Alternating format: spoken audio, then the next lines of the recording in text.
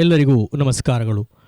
ಮನದ ಮಂಟಪದಲ್ಲಿ ಮಧುರ ಮೇಳ, ಕಲೆಯ ಕನಸಿನಲ್ಲಿ ಕಂಗೊಳಿಸುವ ಕಣಜ, ಮಕ್ಕಳ ಮುದ್ದಾದ ಮಿನುಗು ಮುತ್ತುಗಳ ಮಹೋತ್ಸವ, ಇದಾಗಿದೆ ನಮ್ಮ ರಜಾರಂಗು ಸಮಾರೋಪ ಸಮಾರಂಭ. ಈ ಸಂಭ್ರಮದ ಸಾರ್ಥಕತೆ ತುಂಬಲು ನಮ್ಮ ನಡುವೆ ಆಗಮಿಸಿರುವಂತಹ ಗೌರವಾನ್ವಿತ ಅತಿಥಿಗಳನ್ನು ಮನದಾಳದ ಮನ್ನಣೆಯಿಂದ ವೇದಿಕೆಗೆ ಆಹ್ವಾನಿಸ್ತಾ ಇದ್ದೇವೆ. ಇಂದು ನಮ್ಮ ಆಹ್ವಾನವನ್ನು ಮನ್ನಿಸಿ ನಮ್ಮೊಂದಿಗೆ ಸೇರಿಕೊಂಡಿರುವಂತಹ ಗಣ್ಯರಾದಂತಹ ಶ್ರೀ ಆನಂದ ಕುಂದರ್, ಪ್ರವರ್ತಕರು ಗೀತಾನಂದ ಫೌಂಡೇಶನ್, ಶ್ರೀ ಬನಂಜ ಸಂಜೀವ ಸುವರ್ಣ, ಹಿರಿಯ ಯಕ್ಷಗಾನ ಗುರುಗಳು, ಶ್ರೀ ನಾರಾಯಣ ಹೆಗಡೆ, ಸದಸ್ಯರು ಯಕ್ಷಗಾನ ಕಲಾರಂಗ ಉಡುಪಿ, ಶ್ರೀ ರೋಹಿತ್ ಎಸ್ ಬೈಕಾಡಿ, ರಂಗ ನಿರ್ದೇಶಕರು, ಶ್ರೀ ಲಂಬೋದರ ಹೆಗಡೆ ನಿಟ್ಟೂರು, ಗುರುಗಳು ಯಶಸ್ವಿ ಕಲಾವೃಂದ ಕೊಮ್ಮೆ, ಶ್ರೀ ಭುವನ್ ಮಣಿಪಾಲ, ಶಿಬಿರ ನಿರ್ದೇಶಕರು ಶ್ರೀ ಹಿರಿಯ ಮಾಸ್ಟರ್, ಅಧ್ಯಕ್ಷರು ಕೈಲಾಸ ಕಲಾಕ್ಷೇತ್ರ, ಶ್ರೀಮತಿ ಶಾರದಾ ಹೊಳ್ಳ, ಅಧ್ಯಕ್ಷರು ಯಶಸ್ವಿ ಮಹಿಳಾ ಬಳಗ, ಇವರೆಲ್ಲರನ್ನೂ ಪ್ರೀತಿಯಿಂದ ವೇದಿಕೆಗೆ ಕರೆತರಬೇಕಾಗಿ ಕೈಲಾಸ ಕಲಾಕ್ಷೇತ್ರ ಟ್ರಸ್ಟ್ನ ಕಾರ್ಯದರ್ಶಿಗಳಾದಂತಹ ಶ್ರೀಯುತ ವೆಂಕಟೇಶ್ ವೈದ್ಯ ಇವರಲ್ಲಿ ಕೇಳಿಕೊಳ್ತಾ ಇದ್ದೇನೆ.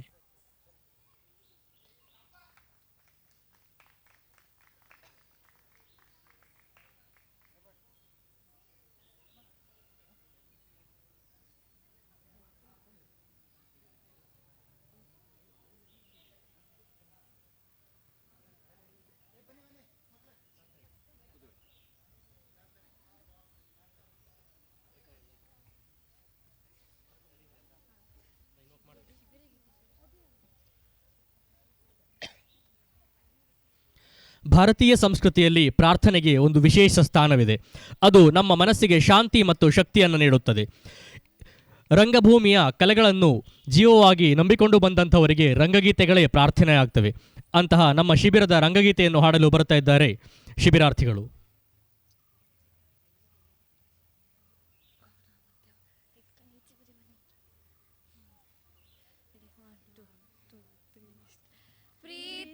ಗಾಳಿ ಬೀಸುತ್ತಿದೆ ಹಟ್ಟಿ ಮೊಹಲ್ಲಗಳ ನಡುವೆ, ಗಡಿಗಳ ಮೀರಿ ಗೆಳೆತನವ ಮಾಡೋಣ ಬಾ ನನ್ನ ಸಂಗಾತಿಯೇ, ಓ ನನ್ನ ಸಂಗಾತಿಯೇ. ಸ್ಪರ್ಶ ಸ್ಪರ್ಶತೆ ಬೇಲಿಗಳು, ಜಾತಿ ಧರ್ಮದ ಗೋಡೆಗಳು ಎಲ್ಲವ ದಾಟಿ ಎತ್ತರಕ್ಕೆ ಹಾರೋಣ ಬಾ ನನ್ನ ಸಂಗಾತಿಯೇ, ಓ ನನ್ನ ಸಂಗಾತಿಯೇ.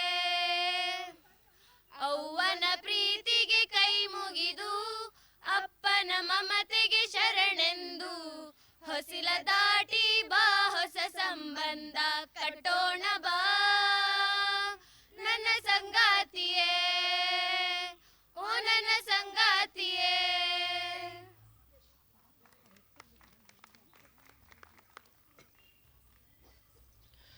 ಧನ್ಯವಾದಗಳು. ಯಾವುದೇ ಒಂದು ಕಾರ್ಯಕ್ರಮದ ಯಶಸ್ಸು ಅತಿಥಿಗಳನ್ನು ಗೌರವಪೂರ್ವಕವಾಗಿ ಸ್ವಾಗತಿಸುವುದರಿಂದಲೇ ಆರಂಭವಾಗುತ್ತದೆ. ಈ ಮಹತ್ವದ ಹಂತವನ್ನು ನೆರವೇರಿಸಲು ಸೇರಿದಂತಹ ಎಲ್ಲ ಗಣ್ಯರನ್ನು ಸ್ವಾಗತಿಸಲು ಬರ್ತಾ ಇದ್ದಾಳೆ ಆರಭಿ ಹೆಗಡೆ ನಿಟ್ಟೂರು. ಎಲ್ಲರಿಗೂ ನಮಸ್ಕಾರ. ಇಂದು ನಮ್ಮ ಶಿಬಿರದ ಕೊನೆಯ ದಿವಸ. ಇಂದು ಈ ಶಿಬಿರಕ್ಕೆ ಅತಿಥಿಯಾಗಿ ಆಗಮಿಸಿರುವ ನಮ್ಮ ರೋಹಿತ್ ಸರ್, ಇವರು ಕಳೆದ ಸುಮಾರು ವರ್ಷಗಳಿಂದ ನಮಗೆ ರಂಗಭಾಷೆಯನ್ನು ಕಲಿಸಿಕೊಟ್ಟವರು. ಇವರಿಗೆ ನಮ್ಮೆಲ್ಲರ ಪರವಾಗಿ ಹೃತ್ಪೂರ್ವಕ ಸ್ವಾಗತಗಳು. ಪಾರಂಪರಿಕ ಯಕ್ಷಗಾನದ ಸೌಂದರ್ಯವನ್ನು ದೇಶ ವಿದೇಶಗಳ ಮೂಲೆಗಳಿಗೆ ಪಸರಿಸಿದ ಮಹಾನ್ ಯಕ್ಷಗುರು ಬನ್ನಂಜೆ ಸಂಜೀವ್ ಸುವರ್ಣ ಅವರನ್ನು ನಿಮ್ಮೆಲ್ಲರ ಪರವಾಗಿ ಈ ಕಾರ್ಯಕ್ರಮಕ್ಕೆ ಸ್ವಾಗತಿಸುತ್ತಿದ್ದೇನೆ. ಯಕ್ಷಗಾನದ ಮೇಲಿನ ಅಪಾರವಾದ ಪ್ರೀತಿಯನ್ನು, ಕಲೆ ಮತ್ತು ಕಲಾವಿದರ ಮೇಲಿನ ಕಾಳಜಿಯನ್ನು ಸದಾ ತೋರುವವರು ಗೀತಾನಂದ್ ಫೌಂಡೇಶನ್ನ ಶ್ರೀ ಆನಂದ್ ಕುಂದರ್. ಇವರು ಕೈಲಾಸ ಕಲಾಕ್ಷೇತ್ರ ಟ್ರಸ್ಟ್, ದಮನಿ ತೆಕ್ಕಟ್ಟೆ, ಶ್ರೀ ಪರಿಣ ಯಕ್ಷ ಬಳಗ ಹಾಗೂ ಯಶಸ್ವಿ ಮಹಿಳಾ ಬಳಗದ ಪರವಾಗಿ ಸ್ವಾಗತಿಸುತ್ತಿದ್ದೇನೆ. ನಮ್ಮ ಸಂಸ್ಥೆಗಳ ಕುರಿತು ಅಪಾರ ಕಾಳಜಿಯನ್ನು ಹೊಂದಿ ನಮ್ಮೆಲ್ಲ ಕಾರ್ಯಗಳನ್ನು ಸದಾ ಬೆಂಬಲಿಸುವವರು ಯಕ್ಷಗಾನ ಕಲಾರಂಗದ ಸದಸ್ಯರಾದ ಶ್ರೀ ನಾರಾಯಣ ಹೆಗಡೆ ಅವರು. ಇವರನ್ನು ಕೂಡ ನಿಮ್ಮೆಲ್ಲರ ಪರವಾಗಿ ಸ್ವಾಗತಿಸುತ್ತಿದ್ದೇನೆ. ನಮ್ಮ ಯಶಸ್ವಿ ಕಲಾವೃಂದದ ಗುರುಗಳಾದ ಶ್ರೀ ಲಂಬೋದರ್ ಹೆಗಡೆ ನಿಟ್ಟೂರು, ಇವರನ್ನು ಕೂಡ ಸಭೆಗೆ ಸ್ವಾಗತಿಸುತ್ತಿದ್ದೇನೆ. ಹಾಗೆಯೇ ನಮ್ಮ ಶಿಬಿರದ ನಿರ್ದೇಶಕರಾದ ಭುವನ್ ಮಣಿಪಾಲ್, ಇವರಿಗೂ ಕೂಡ ನಿಮ್ಮೆಲ್ಲರ ಪರವಾಗಿ ಹೃತ್ಪೂರ್ವಕ ಸ್ವಾಗತಗಳು. ಹಾಗೆಯೇ ನಮ್ಮೊಡನೆ ಇರುವಂತಹ ಯಶಸ್ವಿ ಕಲಾವೃಂದದ ಅಧ್ಯಕ್ಷರಾದ ಶ್ರೀ ಸೀತಾರಾಮ್ ಶೆಟ್ಟಿ ಮಲ್ಯಾಡಿ ಹಾಗೂ ಕೈಲಾಸ ಕಲಾಕ್ಷೇತ್ರ ಟ್ರಸ್ಟ್ನ ಅಧ್ಯಕ್ಷರಾದ ಶ್ರೀ ಹೆರಿಯಾ ಮಾಸ್ಟರ್ ಇವರಿಗೂ ಕೂಡ ಎಲ್ಲ ಸಂಸ್ಥೆಗಳ ಪರವಾಗಿ ಹೃತ್ಪೂರ್ವಕ ಸ್ವಾಗತಗಳು. ಹಾಗೆಯೇ ಇಂದಿನ ಸಭಾ ಕಾರ್ಯಕ್ರಮದ ಅಧ್ಯಕ್ಷರಾದ ಶ್ರೀಮತಿ ಶಾರದಾ ಹೊಳ್ಳ ಅವರಿಗೆ ತುಂಬು ಹೃದಯದ ಸ್ವಾಗತಗಳು. ಹಾಗೆಯೇ ನಮ್ಮ ಎಲ್ಲ ಕಾರ್ಯಕ್ರಮಗಳಿಗೂ ನಿಮ್ಮ ಕೈ ಚಪ್ಪಾಳೆಗಳ ಮೂಲಕ ಪ್ರೋತ್ಸಾಹವನ್ನು ನೀಡುವ ಶಿಬಿರಾರ್ಥಿಗಳ ಪಾಲಕರಿಗೂ ಹಾಗೂ ಎಲ್ಲ ಕಲಾಸಕ್ತ ಬಂಧುಗಳಿಗೂ ಈ ಕಾರ್ಯಕ್ರಮಕ್ಕೆ ಸ್ವಾಗತವನ್ನು ಬಯಸುತ್ತಾ ಇದ್ದೇನೆ. ಅವಕಾಶಕ್ಕಾಗಿ ಧನ್ಯವಾದಗಳು. ಜೈ ಹಿಂದ್, ಜೈ ರಜಾರಂಗು.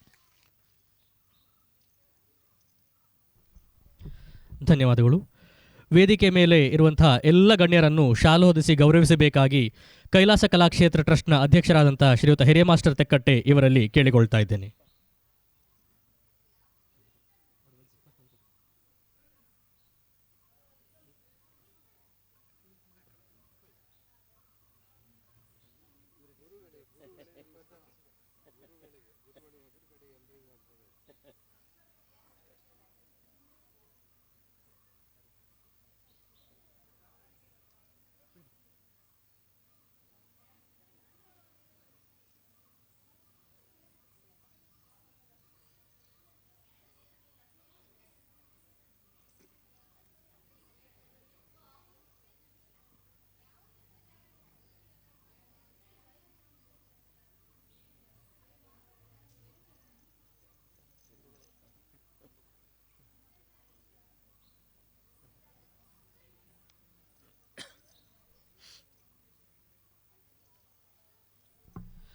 ಧನ್ಯವಾದಗಳು. ನಮ್ಮ ರಜಾರಂಗು ಎನ್ನುವ ಕಲ್ಪನೆಯ ಶಿಬಿರ ಪ್ರಾರಂಭವಾಗಿ ಇದು 10ನೇ ವರ್ಷ. ಇಲ್ಲಿ ನಾವು ನಡೆಸಿದಂತಹ ಚಟುವಟಿಕೆಗಳಿಗೂ ಅದೆಷ್ಟೋ ಲೆಕ್ಕ ಸಂಖ್ಯೆ ಇಲ್ಲದ್ದು. ಹಾಗೆ ಎಷ್ಟೋ ನಾಟಕಗಳನ್ನು, ಯಕ್ಷಗಾನಗಳನ್ನು ಕೂಡ ರೋಹಿತ್ ಸರ್ ಇವರ ದಕ್ಷ ನಿರ್ದೇಶನದಲ್ಲಿ ಕಟ್ಟಿಕೊಟ್ಟದ್ದು ಕಾಣಬಹುದು. ಇಂದಿನ ಕಾರ್ಯಕ್ರಮದ ಪ್ರಾಸ್ತಾವಿಕ ನುಡಿಗಳಿಗಾಗಿ ಕೈಲಾಸ ಕಲಾಕ್ಷೇತ್ರ ಟ್ರಸ್ಟ್ನ ಅಧ್ಯಕ್ಷರಾದಂಥ ಹಿರಿಯ ಮಾಸ್ಟರ್ ಇವರಲ್ಲಿ ಕೇಳಿಕೊಳ್ತಾ ಇದ್ದೇನೆ.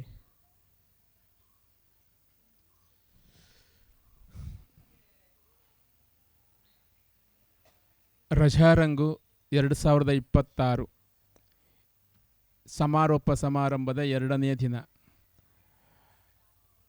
ಅಂದರೆ 16ನೇ ದಿನ. 12ರಿಂದ ಆರಂಭಗೊಂಡಂಥ ಶಿಬಿರ ಇವತ್ತಿಗೆ ಪೂರ್ಣಗೊಳಿಸುವಂತಹ ಹೊತ್ತು. ಈ ಕಾರ್ಯಕ್ರಮದ ಸಭಾಧ್ಯಕ್ಷರೇ, ಎಲ್ಲ ಗೌರವಾನ್ವಿತ ಅತಿಥಿ ಅಭ್ಯಾಗತರೇ, ವಿದ್ಯಾರ್ಥಿ ಶಿಬಿರಾರ್ಥಿಗಳ ಪೋಷಕರೇ ಹಾಗೂ ಎಲ್ಲ ಶಿಬಿರಾರ್ಥಿಗಳೇ, ಆಯೋಜಕರೇ, ತಮಗೆಲ್ಲರಿಗೂ ಪ್ರೀತಿಪೂರ್ವಕವಾದ ನಮನಗಳನ್ನು ಸಲ್ಲಿಸಿಕೊಡ್ತಾ, ಯಶಸ್ವಿ ಕಲಾವೃಂದ ಸಂಸ್ಥೆ ಈ ಭಾಗದಲ್ಲಿ ಶಿಬಿರ ಎಂಬ ಕಲ್ಪನೆ ಇಲ್ಲದ ಕಾಲಾವಧಿಯಲ್ಲಿ ಆರಂಭಿಸಿದಂಥದ್ದು. ಇದು ಮುಹೂರ್ತ ರೂಪವನ್ನು ತಾಳಿದ್ದು ಸರಿಸುಮಾರು 10 ವರ್ಷಗಳ ಹಿಂದೆ, 2016. ಅದಕ್ಕಿಂತ ಹಿಂದೆ 2 ವರ್ಷಗಳ ಕಾಲ 14, 15, 15, 16 ಯಕ್ಷಗಾನ ಮುಖವರ್ಣಿಕೆಗಳನ್ನು, ತರಬೇತಿಗಳನ್ನು ಕೊಡುವುದು. ಯಕ್ಷಗಾನದ ಬಗ್ಗೆ ವಿಶೇಷವಾದ ಅಭಿಮಾನ ಕೆಲಸ ಮಾಡುತ್ತಿರುವಂತಹ ಯಶಸ್ವಿ ಸಂಸ್ಥೆಗೆ ಮುಖವರ್ಣಿಕೆಗಳನ್ನು ತಯಾರಿಸಿ ಅದನ್ನು ಆ ಮೂಲಕವಾಗಿ ತಮ್ಮ ಸಾಕಷ್ಟು ಜ್ಞಾನವನ್ನು ಕಲಿತುಕೊಳ್ಳುವಂತಹ ಪ್ರಯತ್ನವನ್ನು ಮಾಡಿದೆವು. ಈ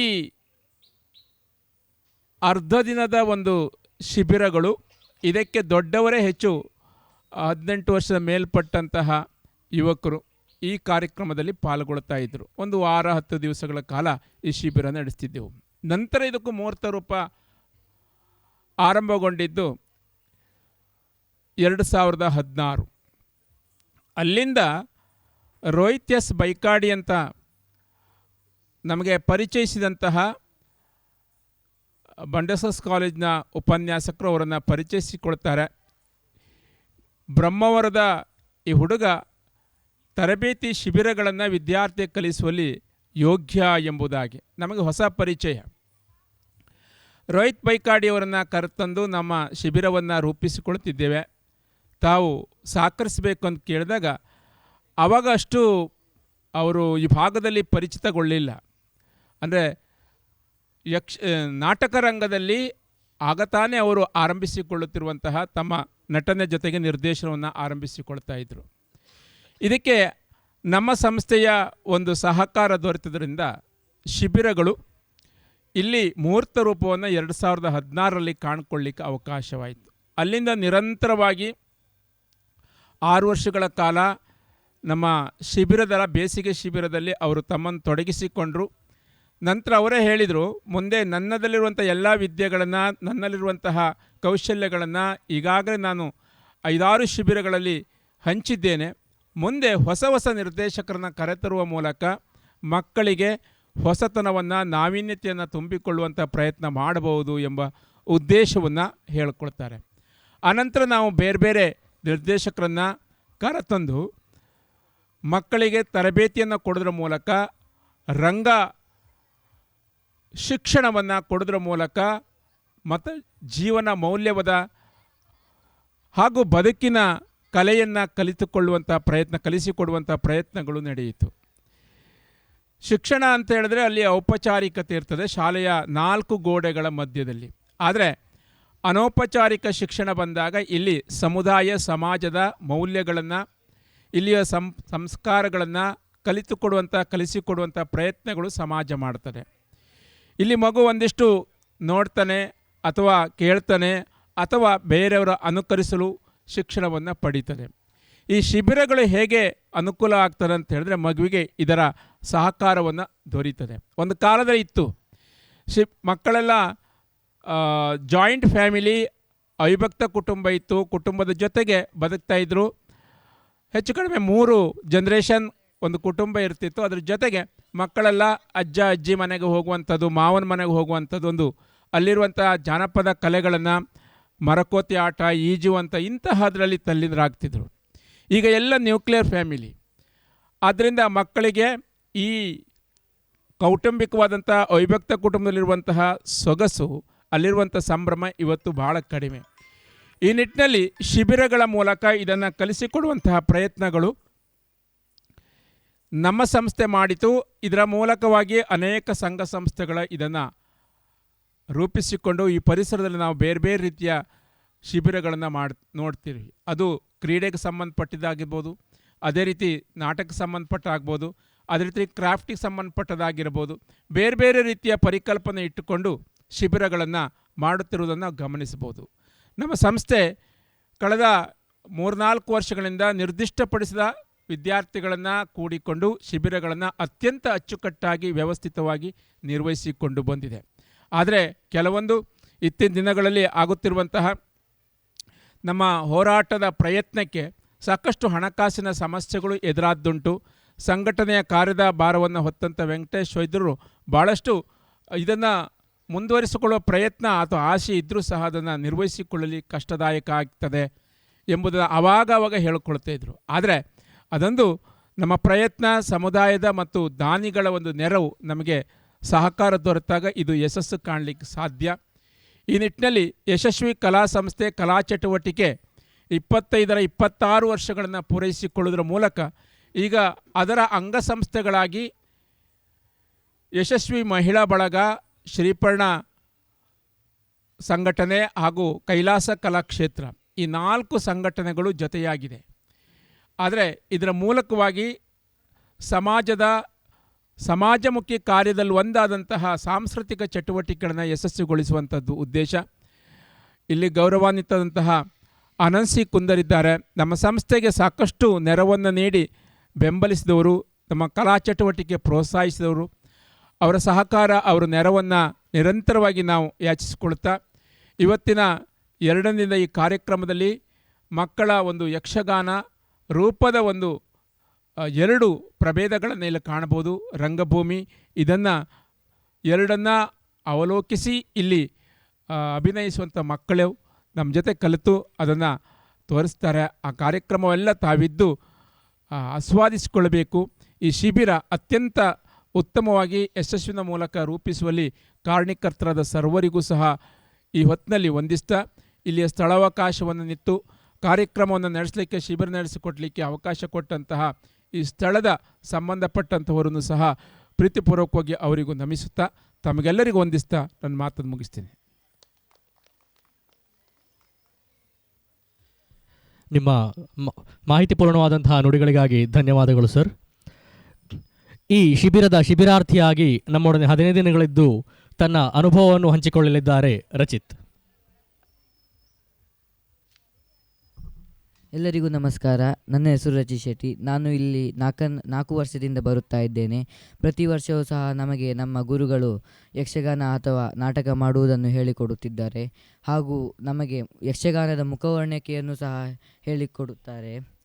ಹಾಗೂ ನಾವು ಇಲ್ಲಿ ನನಗೆ ತುಂಬ ಜನ ಫ್ರೆಂಡ್ಸ್ಗಳು ಸಿಕ್ಕಿದ್ದಾರೆ. ಮತ್ತು ನಾನಿಲ್ಲಿ ಮೊಬೈಲ್ ಹಿಡಿಯೋದಕ್ಕಿಂತ ಇಲ್ಲಿ ಬಂದು ಇದರ ಚಟುವಟಿಕೆಗಳಲ್ಲೆಲ್ಲ ಪಾಲ್ಗೊಳ್ಳಲು ನಾನು ಇಷ್ಟಪಡುತ್ತೇನೆ. ಅವಕಾಶಕ್ಕಾಗಿ ಧನ್ಯವಾದ.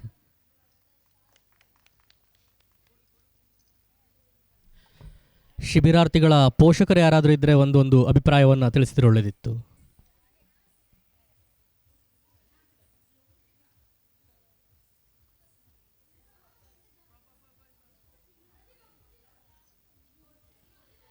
ಎಲ್ಲರಿಗೂ ನಮಸ್ಕಾರ. ನನ್ನ ಹೆಸರು ಅಶ್ವಿನಿ ಸೋಮಯ್ಯಜಿ. ವೇದಿಕೆಯ ಮೇಲಿರುವ ಗಣ್ಯರಿಗೂ ನಮಸ್ಕರಿಸುತ್ತಾ, ಇಲ್ಲಿ ನೆರೆದಿರುವ ಎಲ್ಲ ಪೋಷಕರೊಂದರಿಗೂ ಹಾಗೂ ಶಿಬಿರದ ಮಕ್ಕಳಿಗೆ ನಮಸ್ಕರಿಸುತ್ತಾ, ನಾನು ರಜಾರಂಗು ಶಿಬಿರದ ಬಗ್ಗೆ ಒಂದೆರಡು ಮಾತನಾಡಲು ಇಷ್ಟಪಡುತ್ತೇನೆ. ಮೊದಲನೇದಾಗಿ, ಮಕ್ಕಳು ಸಮ್ಮರ್ ವೆಕೇಷನನ್ನು ಹೇಗೆ ಕಳೆದರು ಅನ್ನೋದಕ್ಕಿಂತ ಎಷ್ಟು ಮೌಲ್ಯಯುತವಾಗಿ, ಎಷ್ಟು ನ್ಯಾಯಯುತವಾಗಿ ಕಳೆದರು ಅನ್ನೋದು ತುಂಬ ಇಂಪಾರ್ಟೆಂಟ್ ಆಗುತ್ತೆ. ಕಲಿಕೆಯ ಮೂಲಕ ರಜೆಯನ್ನು ಕಲಿಯುವಂಥದ್ದು, ಇದಕ್ಕೆ ಅವಕಾಶ ಕೊಟ್ಟಂತಹ ರಜಾರಂಗು ಶಿಬಿರಕ್ಕೆ ನಿಜವಾಗ್ಲೂ ಎಷ್ಟು ಥ್ಯಾಂಕ್ಸ್ ಹೇಳಿದ್ರು ಸಾಕಾಗೋದಿಲ್ಲ. ಏನು ನಾಟಕವನ್ನು ಕಲಿಯುತ್ತಾ, ಯಕ್ಷಗಾನವನ್ನು ಕಲಿಯುತ್ತಾ, ಮತ್ತು ಸ್ಟೇಜ್ ಫಿಯರ್ ಕಡಿಮೆ ಮಾಡ್ಕೊಳ್ಳುತ್ತಾ ದಿನ ಸಭಾ ಕಾರ್ಯಕ್ರಮವನ್ನು ಮಾಡಿ ಮಕ್ಕಳಿಗೆ ಸ್ಟೇಜ್ ಫಿಯರನ್ನು ಇಲ್ಲಿ ಹೋಗ್ಲಾಡಿಸ್ತಾ ಇದ್ದಾರೆ. ಈ ಶಿಬಿರದಲ್ಲಿ ನನ್ನ ಮಗ ಪಾರ್ಟಿಸಿಪೇಟ್ ಮಾಡ್ತಾನೆ ಅಂತ ಹೇಳ್ಕೊಳ್ಳಿಕ್ಕೆ ನಿಜವಾಗ್ಲೂ ನನಗೆ ಹೆಮ್ಮೆ ಆಗುತ್ತೆ. ಇದಕ್ಕೆ ತುಂಬ ಥ್ಯಾಂಕ್ಸ್ ಅಂತ ಶಿಬಿರಕ್ಕೆ ಹೇಳ್ತಿದ್ದೇನೆ. ಅದಲ್ಲದೆ ಆ್ಯಸ್ ಎ ಪೇರೆಂಟಾಗಿ ನಾನು ಈ ಮಾತನ್ನು ಹೇಳಿದ್ರೆ, ಆ್ಯಸ್ ಎ ಟೀಚರಾಗಿ ಇಲ್ಲಿ ಬೇರೆ ಬೇರೆ ಏಜಿನ ಮಕ್ಕಳು ಬರ್ತಾರೆ, ಬೇರೆ ಬೇರೆ ಪ್ಲೇಸಿನ ಮಕ್ಕಳು ಬರ್ತಾರೆ, ಅದ್ರ ಜೊತೆಗೆ ಬೇರೆ ಬೇರೆ ಸ್ಕೂಲಲ್ಲಿ ಕಲ್ತಿರುವಂಥ, I mean English medium, Kannada medium, ಹಾಗೆ ಲ್ಯಾಂಗ್ವೇಜ್ ಪ್ರಾಬ್ಲಮ್ಸ್ ಇರುತ್ತೆ. ಎಲ್ಲ ಮಕ್ಕಳನ್ನು ಒಂದೇ ಕಡೆ ಸೇರಿಸ್ಕೊಂಡು ಅವರ ಮೆಂಟಲಿಟಿ, ಅವರ ವಯಸ್ಸು ಅದೆಲ್ಲಕ್ಕೆ ತಕ್ಕಂತೆ ಬೇರೆ ಬೇರೆ ರೀತಿ ತರಬೇತಿಯನ್ನು ಕೊಡ್ತಾ ಇದ್ದಾರಲ್ಲ, ಅದಕ್ಕೆ ಅವ್ರಿಗೆ ಎಷ್ಟು ಹ್ಯಾಟ್ಸ್ ಆಫ್ ಹೇಳಿದ್ರೂ ಸಾಕಾಗಲ್ಲ. 35 ಮಕ್ಕಳು ಬೇರೆ ಬೇರೆ ಕಡೆಯಿಂದ, ಬೇರೆ ಬೇರೆ ಸ್ಕೂಲಿಂದ, ಬೇರೆ ಬೇರೆ ಏಜಿನ ಮಕ್ಕಳು, ಅವರಿಗೆಲ್ರಿಗೂ ಅವಕಾಶ ಕೊಟ್ಟಿದ್ದೀರಾ. ತುಂಬ ಧನ್ಯವಾದಗಳು. ಅವಕಾಶಕ್ಕಾಗಿ ಧನ್ಯವಾದಗಳು.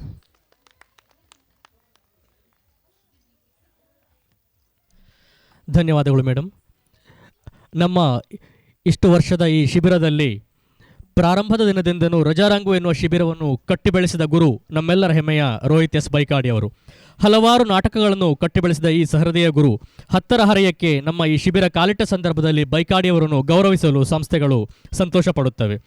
ಇವರನ್ನು ಗೌರವಿಸಲು ವೇದಿಕೆ ಮೇಲಿರುವ ಎಲ್ಲ ಗಣ್ಯರು ಜೊತೆಯಾಗಬೇಕಾಗಿ ಕೇಳಿಕೊಳ್ಳುತ್ತಿದ್ದೇವೆ. ಹಾಗೆಯೇ ನಮ್ಮ ಈ ವರ್ಷದ ಶಿಬಿರ ನಿರ್ದೇಶಕರು ಭುವನ್ ಮಣಿಪಾಲ್ ಅವರು. ಇವರೂ ಕೂಡ ಬಹಳ ಸುಂದರವಾದ ನಾಟಕಗಳನ್ನು ಕಟ್ಟಿದವರು.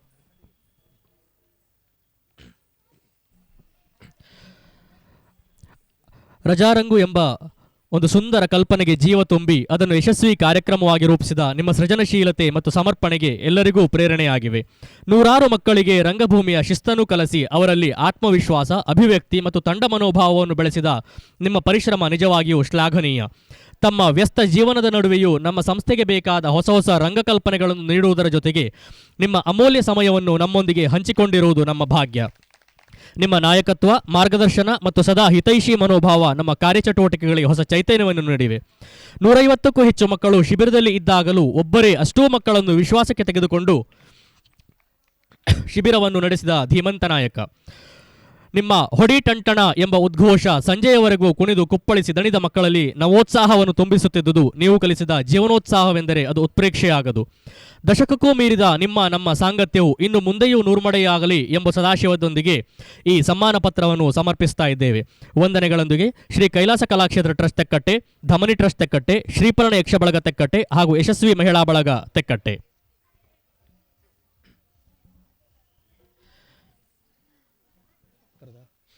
ನಮ್ಮ ಈ ಬಾರಿಯ ಶಿಬಿರ ನಿರ್ದೇಶಕರಾದಂತಹ ಶ್ರೀಯುತ ಭುವನ್ ಮಣಿಪಾಲ ಇವರನ್ನು ವೇದಿಕೆಗೆ ಆಹ್ವಾನಿಸ್ತಾ ಇದ್ದೇವೆ.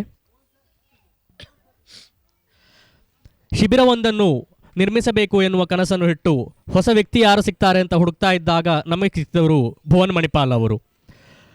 ಸಿಕ್ಕಿದಂತಹ ಕಿರಿದಾದ ಒಂದು 15 ದಿನದ ಸಮಯದಲ್ಲಿ ಒಂದು ಸುಂದರವಾದ ನಾಟಕವನ್ನು ಕಟ್ಟಿಕೊಟ್ಟದ್ದು ಅವರ ಹೆಮ್ಮೆ. ಭಾಸನ ನಾಟಕವನ್ನು ನೀವು ಮುಂದೆ ನೋಡಲಿಕ್ಕೆ ಇದ್ದೀರಿ. ಅವರನ್ನೂ ಕೂಡ ಗೌರವಿಸಬೇಕಾಗಿ ಎಲ್ಲ ಗಣ್ಯರಲ್ಲಿ ಕೇಳ್ಕೊಳ್ತಾ ಇದ್ದೇನೆ.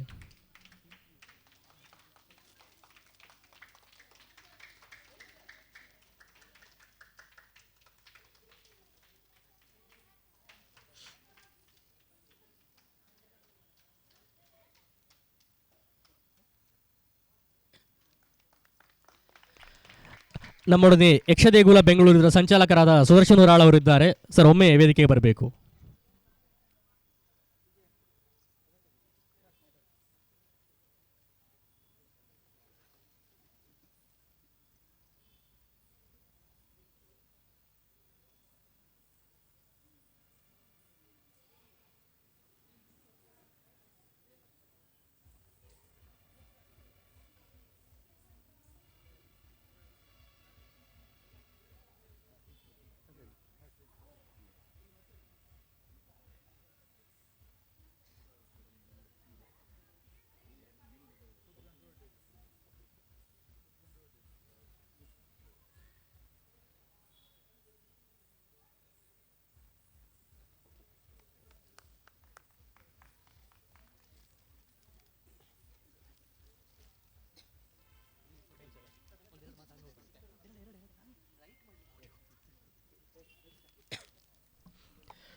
ಗೌರವ ಸಮ್ಮಾನವನ್ನು ನೀಡಿದಂತಹ ಎಲ್ಲ ಆದರಣೀಯ ಗಣ್ಯರಿಗೂ ಧನ್ಯವಾದಗಳು. ಇದೀಗ ನಮ್ಮ ಗೌರವವನ್ನು ಸ್ವೀಕರಿಸಿದಂತಹ ರೋಹಿತ್ ಸರ್ ಒಂದೆರಡು ಮಾತುಗಳಾಡಬೇಕಾಗಿ ಕೇಳಿಕೊಳ್ತಾ ಇದ್ದೇನೆ. ನಿಮ್ಮ ಅನುಭವಗಳನ್ನು ಹೇಳ್ಕೊಳ್ಬೇಕು.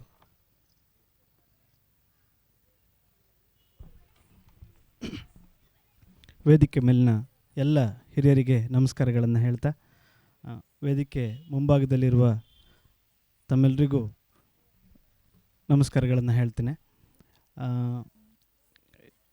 ಈ ಸಂದರ್ಭದಲ್ಲಿ ನಾನು ಮುಖ್ಯವಾಗಿ ಗೋಪಾಲಕೃಷ್ಣ ನಾಯರಿ ಸರನ್ನು ನೆನಪಿಸ್ಕೊಳ್ಳೋದಕ್ಕೆ ಖುಷಿ ಪಡ್ತೇನೆ. ಯಾಕಂದರೆ ಬಹುಶಃ ಈ ಜಾಗಕ್ಕೆ ನನ್ನನ್ನು ಪರಿಚಯಿಸಿದವರು ಬಹುಶಃ ಗೋಪಾಲಕೃಷ್ಣ ನಾಯರಿ ಸರ್ ಇರಬೇಕು. ಅವರು ನನ್ನ ಹೆಸರನ್ನು ಸೂಚಿಸಿ ಆಮೇಲೆ ನನ್ನ ಪರಿಚಯ ಇಲ್ಲಿಗಾದದ್ದು.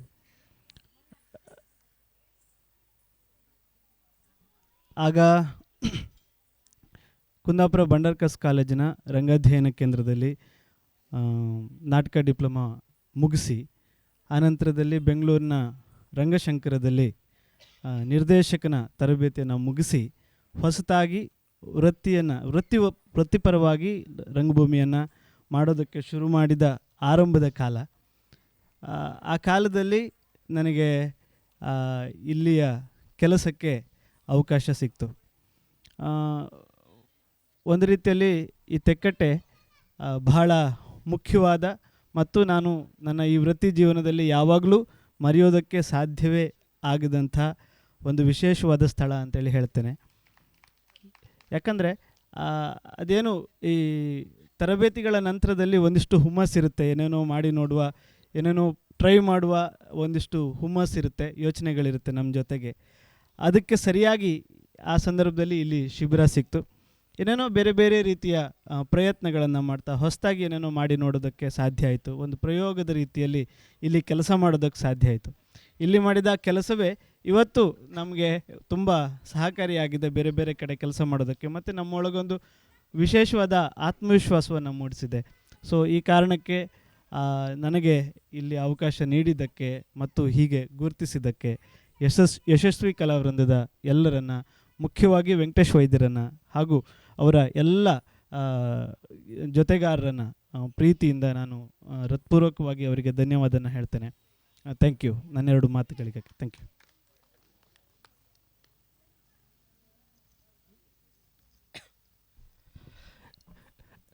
ನಿಮ್ಮ ಮನದಾಳದ ಮಾತುಗಳಿಗಾಗಿ ಧನ್ಯವಾದಗಳು ಸರ್. ಇದೀಗ ಇನ್ನೊಬ್ಬ ಶಿಬಿರಾರ್ಥಿ ತಮ್ಮ ಅನಿಸಿಕೆಗಳನ್ನು ಹಂಚಿಕೊಳ್ಳಲಿದ್ದಾರೆ. ಅನಿಸಿಕೆಯನ್ನು ಹಂಚಿಕೊಳ್ಳಬೇಕಾಗಿ ಕುಮಾರಿ ಅಕ್ಷತಾ ಇವರಲ್ಲಿ ಕೇಳಿಕೊಳ್ತಾ ಇದ್ದೇನೆ.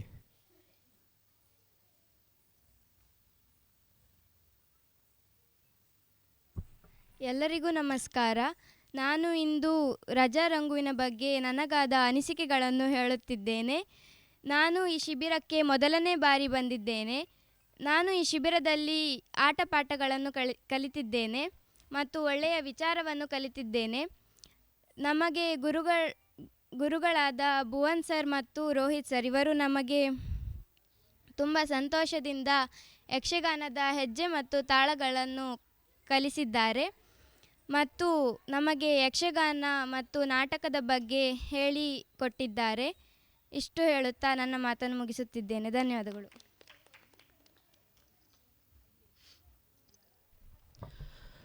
ಧನ್ಯವಾದಗಳು.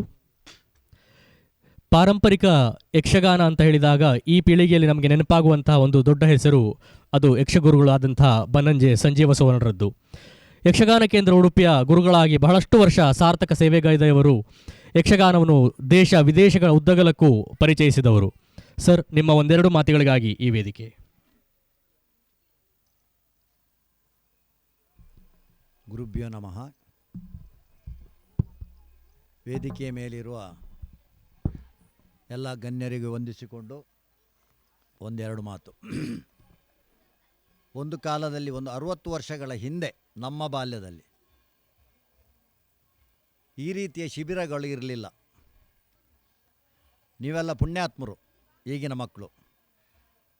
ನಮಗೆ ಆ ಕಾಲದಲ್ಲಿ ವಿದ್ಯೆ ಕಲಿಬೇಕಾದ್ರೆ ಯಾರ್ಯಾರ ಮನೆಗೆ ಹೋಗಿ ಅವರ ಮನೆಯ ಕೆಲಸಗಳನ್ನು ಮಾಡಿ ಸಂಜೆಯ ಹೊತ್ತಿಗೆ ನಮಗೆ 1 ಗಂಟೆಯೋ ಅರ್ಧ ಗಂಟೆಯೋ ಅವರಿಗೆ ಮನಸ್ಸಾದರೆ, ನಾವು ಮಾಡಿದ ಕೆಲಸ ಸರಿಯಾದರೆ, ಸೆಗಣಿ ತೆಗೆದದ್ದು, ಕೋಣ ಮೇಯಿಸಿದ್ದು ಇದೆಲ್ಲ ಅವರಿಗೆ ಹಿತ ಆದರೆ ಸಂಜೆ ಹೊತ್ತಿಗೆ ಪಾಠ ಮಾಡ್ತಾಯಿದ್ರು. ನಿಮಗೆ ಅಂಥ ಕಷ್ಟ ಇಲ್ಲ. ಕಷ್ಟ ಬಂದದ್ದು ಎಲ್ಲಿ ಅಂದರೆ, ಈಗಿನ ಈ ಪರಿಸ್ಥಿತಿಯಲ್ಲಿ ನಮ್ಮ ಸಂಸ್ಕೃತಿ ಎಲ್ಲ ಮಣ್ಣು ಪಾಲಾಗುವಂಥ ಸಂದರ್ಭ ಇದು.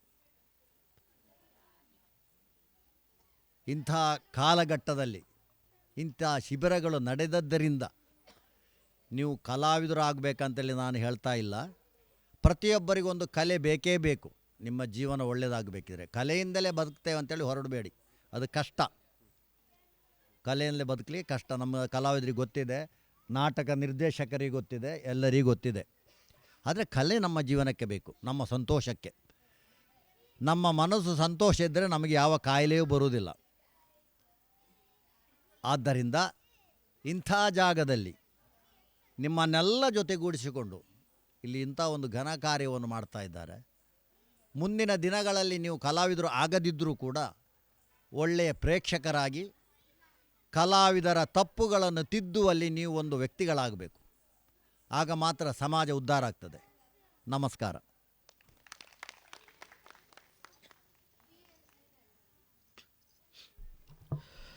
ಉತ್ತಮ ಕಲಾ ಪ್ರೇಕ್ಷಕನಾಗಿ ಎನ್ನುವಂತಹ ಸಂದೇಶವನ್ನು ಕೊಟ್ಟಂತಹ ಬನ್ನಂಜೆ ಸಂಜೀವ ಸುವರ್ಣ ಗುರುಗಳಿಗೆ ಧನ್ಯವಾದಗಳನ್ನು ತಿಳಿಸ್ತಾ ಇದ್ದೇನೆ. ಸತತ 10 ವರ್ಷಗಳಿಂದ ಶಿಬಿರ ನಡೆಸ್ಕೊಳ್ತಾ ಬಂದು ಆರ್ಥಿಕ ಸಂಕಷ್ಟಗಳಿಂದ 10ನೇ ವರ್ಷಕ್ಕೆ ನಿಲ್ಲಿಸಿದು ಅನ್ನುವಂಥ ಒಂದು ಭಾವನೆಗೆ ಆಯೋಜಕರು ಬಂದದ್ದಾಗಿತ್ತು.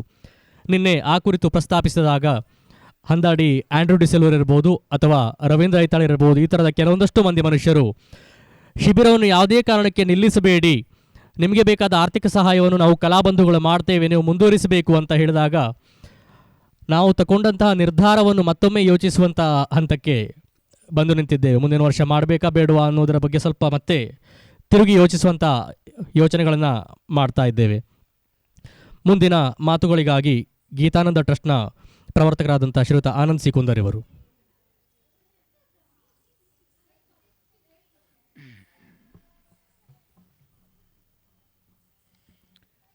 ರಜಾರಂಗು ಈ ಒಂದು ಕಾರ್ಯಕ್ರಮದ 10ನೇ ವರ್ಷದ ಕಾರ್ಯಕ್ರಮದಲ್ಲಿ ನಾವೆಲ್ಲರೂ ಉಪಸ್ಥಿತರಿದ್ದೇವೆ. ಈ ಒಂದು ಕಾರ್ಯಕ್ರಮದಲ್ಲಿ ಉಪಸ್ಥಿತರಿರುವ ಮುಖ್ಯ ಯಕ್ಷಗಾನದ ಕ್ಷೇತ್ರದ ಮುಖ್ಯ ಗುರುಗಳಾದ ಬನ್ನಂಜೆ ಸಂಜೀವ ಸುವರ್ಣರವರೇ, ಯಕ್ಷಗಾನ ಕಲಾರಂಗದ ಅಧ್ಯಕ್ಷರಾದ ನಾರಾಯಣ ಹೆಗ್ಡೆಯವರೇ, ರೋಹಿತ್ ಎಸ್ ಬೈಕಾಡಿಯವರೇ, ಹಿರಿಯ ಮಾಸ್ಟ್ರೇ, ಅಲ್ಲದೆ ನಮ್ಮ ಈ ಒಂದು ಕೇಂದ್ರದ ಗುರುಗಳಾದ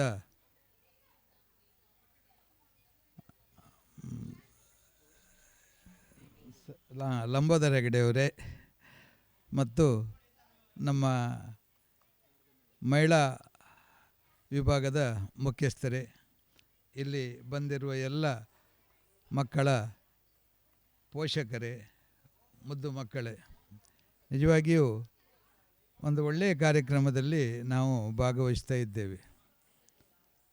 ಯಾಕಂತ ಹೇಳಿದರೆ ಮಕ್ಕಳು ರಜೆಯಲ್ಲಿ ಏನು ಮಾಡ್ಬೋದು ಅಂತ ಹೇಳುವುದು ಅತ್ಯಂತ ಮುಖ್ಯವಾಗ್ತದೆ. ಹೆಚ್ಚಾಗಿ 10ನೇ ತಾರೀಕಿನಿಂದ ಶಾಲೆಗೆ ಏಪ್ರಿಲ್ 10ರಿಂದ ರಜೆ ಕೊಡ್ತಾರೆ. ರಿಸಲ್ಟ್ ಬರ್ತದೆ, ಮುಂದೆ ಏನು ಮಾಡಬೇಕಂತ ಹೇಳೋದು ಮುಖ್ಯವಾಗ್ತದೆ.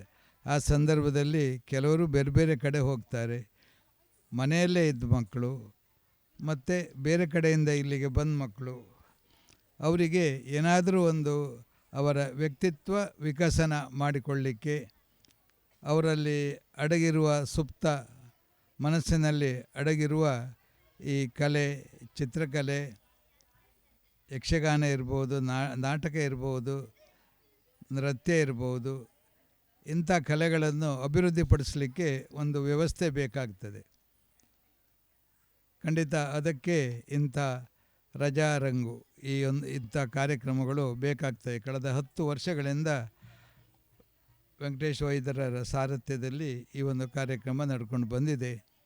ಖಂಡಿತ ನೀವೆಲ್ಲ ಪುಣ್ಯವಂತರು. ನಾವೆಲ್ಲ ಚಿಕ್ಕದಿರುವಾಗ ಇಂಥ ಅವಕಾಶವೇ ಇರಲಿಲ್ಲ. ಏನಿದ್ರೂ ಗೇರು ಮರ ಹತ್ತೋದು, ಮಾವಿನಕಾಯಿ ಕೊಯ್ಯೋದು, ಇದರಲ್ಲೇ ಏನಾದರೂ ಮತ್ತು ಮೈದಾನದಲ್ಲಿ ಆಡೋದು, ಇಷ್ಟರಲ್ಲೇ ನಾವು ಆವಾಗ ಕಾಲ ಕಳೀತಿತ್ತು. ಖಂಡಿತ ನೀವೆಲ್ಲ ಪುಣ್ಯವಂತರು. ಇಂಥ ಒಳ್ಳೆಯ ರೀತಿಯಲ್ಲಿ ಶಿಬಿರ ಮಾಡಿ ಸಂಪನ್ಮೂಲ ವ್ಯಕ್ತಿಗಳನ್ನು ಕರ್ಕೊಂಡು ಬಂದು ನಿಮಗೆ ದಿವಸ ಬೇರೆ ಬೇರೆ ಜನರು ಹೇಗಿರಬೇಕು, ಮಕ್ಕಳಂದರೆ ಹೇಗಿರಬೇಕು ಅಂತ ಹೇಳುವ ಬಗ್ಗೆ ಸವಿಸ್ತಾರವಾಗಿ ಬುದ್ಧಿ ಹೇಳಿ, ಮತ್ತು ಪ್ರತಿಯೊಬ್ಬರೂ ಇಲ್ಲಿ ಬಂದು ನಿಂತು ಮಾತನಾಡುವಂಥ ಒಂದು ವೈಖರಿ. ಯಾಕಂತೇಳಿದರೆ ಪ್ರತಿಯೊಬ್ಬರಿಗೂ ಸ್ಟೇಜ್ ಫಿಯರ್ ಇರ್ತದೆ ಪ್ರಾರಂಭದಲ್ಲಿ. ಇಂಥ ಒಂದು ವ್ಯವಸ್ಥೆಯಲ್ಲಿ ಬಂದು ಇಲ್ಲಿ ನಿಂತು ಮಾತನಾಡಿ ಖಂಡಿತ ಅವರು ಕೊನೆಗೆ ನಿರರ್ಗಳವಾಗಿ ಮಾತನಾಡಿ ಕಲಿತಾರೆ. ಈಗ ತಾನೇ ಅದೆಷ್ಟೋ ಜನ ಅವರವರೇ ವೇಷ ಪಡ್ಕೊಳ್ತಾ ಇದ್ದಾರೆ. ಇದೆಲ್ಲ ತನ್ನಷ್ಟಕ್ಕೆ ಬರುವುದಿಲ್ಲ. ಇಂಥ ಕಲೆಗಳಲ್ಲಿ ಇಂಥ ಒಂದು ವ್ಯವಸ್ಥೆಯಲ್ಲಿ ಭಾಗವಹಿಸಿದ್ರೆ ಮಾತ್ರ ಬರ್ತದೆ. ಅದನ್ನೆಲ್ಲ ಮಕ್ಕಳು ಅನುಭವಿಸ್ತಾರೆ. ಖಂಡಿತ ಒಳ್ಳೆಯ ಕಾರ್ಯಕ್ರಮ. ನಾನು ನಿನ್ನೆ ವೆಂಕಟೇಶ್ ವೈದ್ಯರು ನಮ್ಮಲ್ಲಿ ಬಂದಲ್ಲೂ ಹೇಳಿದೆ. ಅವ್ರು ಹೇಳ್ತೇನೆ, ನಿಲ್ಲಿಸ್ತೇವೆ, ನಮ್ಮ ಹತ್ರ ಆಗೋದಿಲ್ಲ, ಯಾಕಂದರೆ ಆರ್ಥಿಕ ಪರಿಸ್ಥಿತಿ, ಯಾರೂ ಹೆಚ್ಚಾಗಿ ಸಹಾಯ ಮಾಡೋದಿಲ್ಲ ಅಂಥೇಳಿ. ನಾನು ಹೇಳಿದೆ ಅವ್ರಿಗೆ, ನಿಲ್ಲಿಸಬೇಡಿ, ಖಂಡಿತ ಇದನ್ನು ಮುಂದುವರ್ಸ್ಕೊಂಡು ಹೋಗಿ ಅಂಥೇಳಿ. ಒಳ್ಳೆಯ ಕಾರ್ಯಕ್ರಮ. ಯಾಕಂತ ಹೇಳಿದರೆ ಒಂದು ಸ್ವಲ್ಪ ಮಕ್ಕಳಾದರೂ ಇದರಿಂದ ಬಂದವರೆಲ್ಲರೂ ಬೆನಿಫಿಟ್ ತಗೊಳ್ತಾರೆ. ಎಷ್ಟು ಜನ ಬರ್ತಾರೆ ಅಂತ ಹೇಳೋದು ಮುಖ್ಯವಲ್ಲ. ಬಂದ ಮಕ್ಕಳಿಗೆ ಒಂದು ಉಚಿತವಾಗಿ ಒಂದು ಒಳ್ಳೆಯ ರೀತಿಯ ಇಂಥ ಕಾರ್ಯಕ್ರಮ ಮಾಡಿದರೆ ಆ ಮಕ್ಕಳು ಯಕ್ಷಗಾನ ಇರ್ಬೋದು, ನಾಟಕ ಇರ್ಬೋದು, ಯಾವುದರಲ್ಲ ಆಗಲಿ, ಈಗ ತಾನೇ ಸಂಜೀವ್ ಮಾಸ್ಟರ್ ಹೇಳಿದ ರೀತಿಯಲ್ಲಿ ನೀವು ಇದರಿಂದಲೇ ನಿಮ್ಮ ಮುಂದಿನ ಜೀವನ ಸಾಗಿಸಬೇಕಂತೇಳಿ ಅನಿಸೋದು ಬೇಡ. ಆ್ಯಕ್ಚುಲಿ ನೀವು ಒಳ್ಳೆಯ ಪ್ರೇಕ್ಷಕರಾಗಿ ಇಂಥ ಕಲೆಗಳನ್ನು, ಪ್ರತಿಯೊಂದು ಕಲೆಗಳನ್ನು ತಿದ್ದಿ, ಹಾಗಲ್ಲ ಅದು ಹೀಗಿದ್ದರೆ ಕರೆಕ್ಟ್ ಅಂತ ಹೇಳೋ ಒಂದು ವ್ಯವಸ್ಥೆ ನಿಮ್ಮ ನಿಮ್ಮ ಮನಸ್ಸಿಗೆ ಅದು ಬಂದರೆ ಖಂಡಿತ ಇಂಥ ಒಂದು ಕಾರ್ಯಕ್ರಮಗಳನ್ನು ಮಾಡಿದ್ದಕ್ಕೆ ಸಾರ್ಥಕವಾಗ್ತದೆ. ಖಂಡಿತ ನೀವು ಪ್ರಬುದ್ಧ ಅಂಥೇಳಿದರೆ ನಮಗೆ ನಮ್ಮ ಸಂಸ್ಕೃತಿ, ಭಾರತೀಯ ಸಂಸ್ಕೃತಿ ಉಳಿಬೇಕಾದರೆ ನೀವು ಸುಸಂಸ್ಕೃತರಾಗಬೇಕಾಗ್ತದೆ. ಸುಸಂಸ್ಕೃತಿಗೆ ಇಂಥ ಒಂದು ಕಾರ್ಯಕ್ರಮಗಳಲ್ಲಿ ನೀವು ತೊಡಗಿಸಿಕೊಂಡು ಎಲ್ಲರ ಜೊತೆಯಲ್ಲಿ ಹೊಂದಾಣಿಕೆಯಲ್ಲಿ ಜಾತಿ ಮತ ಭೇದವಿಲ್ಲದೆ ಒಳ್ಳೆಯ ರೀತಿಯಲ್ಲಿ ದೊಡ್ಡವರು, ಸಣ್ಣವರು, ಶ್ರೀಮಂತರು, ಬಡವರು ಎಲ್ಲ ಒಟ್ಟಿನಿಂದ ಇಲ್ಲಿ ನೀವು ಬೆರೆತು ಹೋಗುವಾಗ ಅದರಿಂದ ಸಿಗುವಂಥ ಒಂದು ಅನುಭವವೇ ಬೇರೆ. ಖಂಡಿತ ನೀವೆಲ್ಲ ಅದರಲ್ಲಿ ಭಾಗವಹಿಸಿ ಅಂಥ ಒಂದು ಕಾರ್ಯಕ್ರಮದಲ್ಲಿ ಪ್ರತಿ ವರ್ಷ ಸೇರಿಕೊಳ್ಳಿ ಅಂತೇಳಿ ಹೇಳ್ತಾ, ನಿಮ್ಮೆಲ್ಲರಿಗೂ ಒಳ್ಳೆಯದಾಗಲಿ, ನಿಮ್ಮ ಭವಿಷ್ಯ ಉಜ್ವಲವಾಗಲಿ ಅಂತ ಹಾರೈಸಿ ನನ್ನೆರಡು ಮಾತನ್ನು ಮುಗಿಸ್ತೇನೆ. ಮೊದಲು ಉತ್ತಮ ಪ್ರೇಕ್ಷಕರಾಗಬೇಕು ಎನ್ನುವಂತಹ ಸೂಚನೆಯನ್ನು ಬಹುಶಃ ಮಕ್ಕಳೆಲ್ಲ ಗಮನವಿಟ್ಟು ಕೇಳಿಸ್ಕೊಳ್ಬೇಕಾಗ್ತದೆ.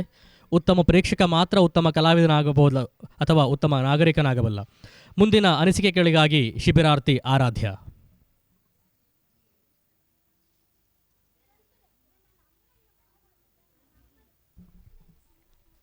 ಎಲ್ಲರಿಗೂ ನಮಸ್ಕಾರ.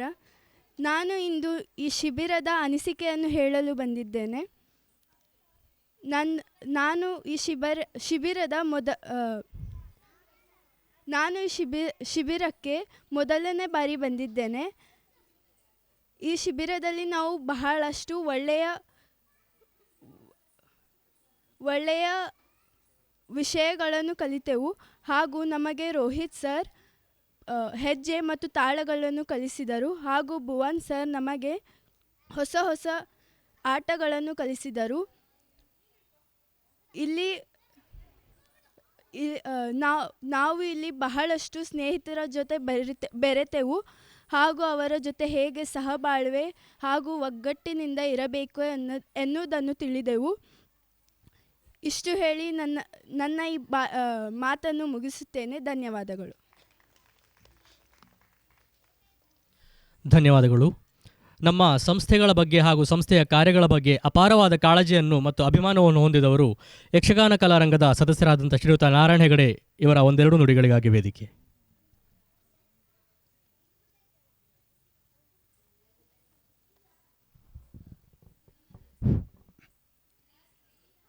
ಎಲ್ಲರಿಗೂ ನಮಸ್ಕಾರ. ಮಕ್ಕಳು ಸಿದ್ಧರಾಗಿದ್ದಾರೆ.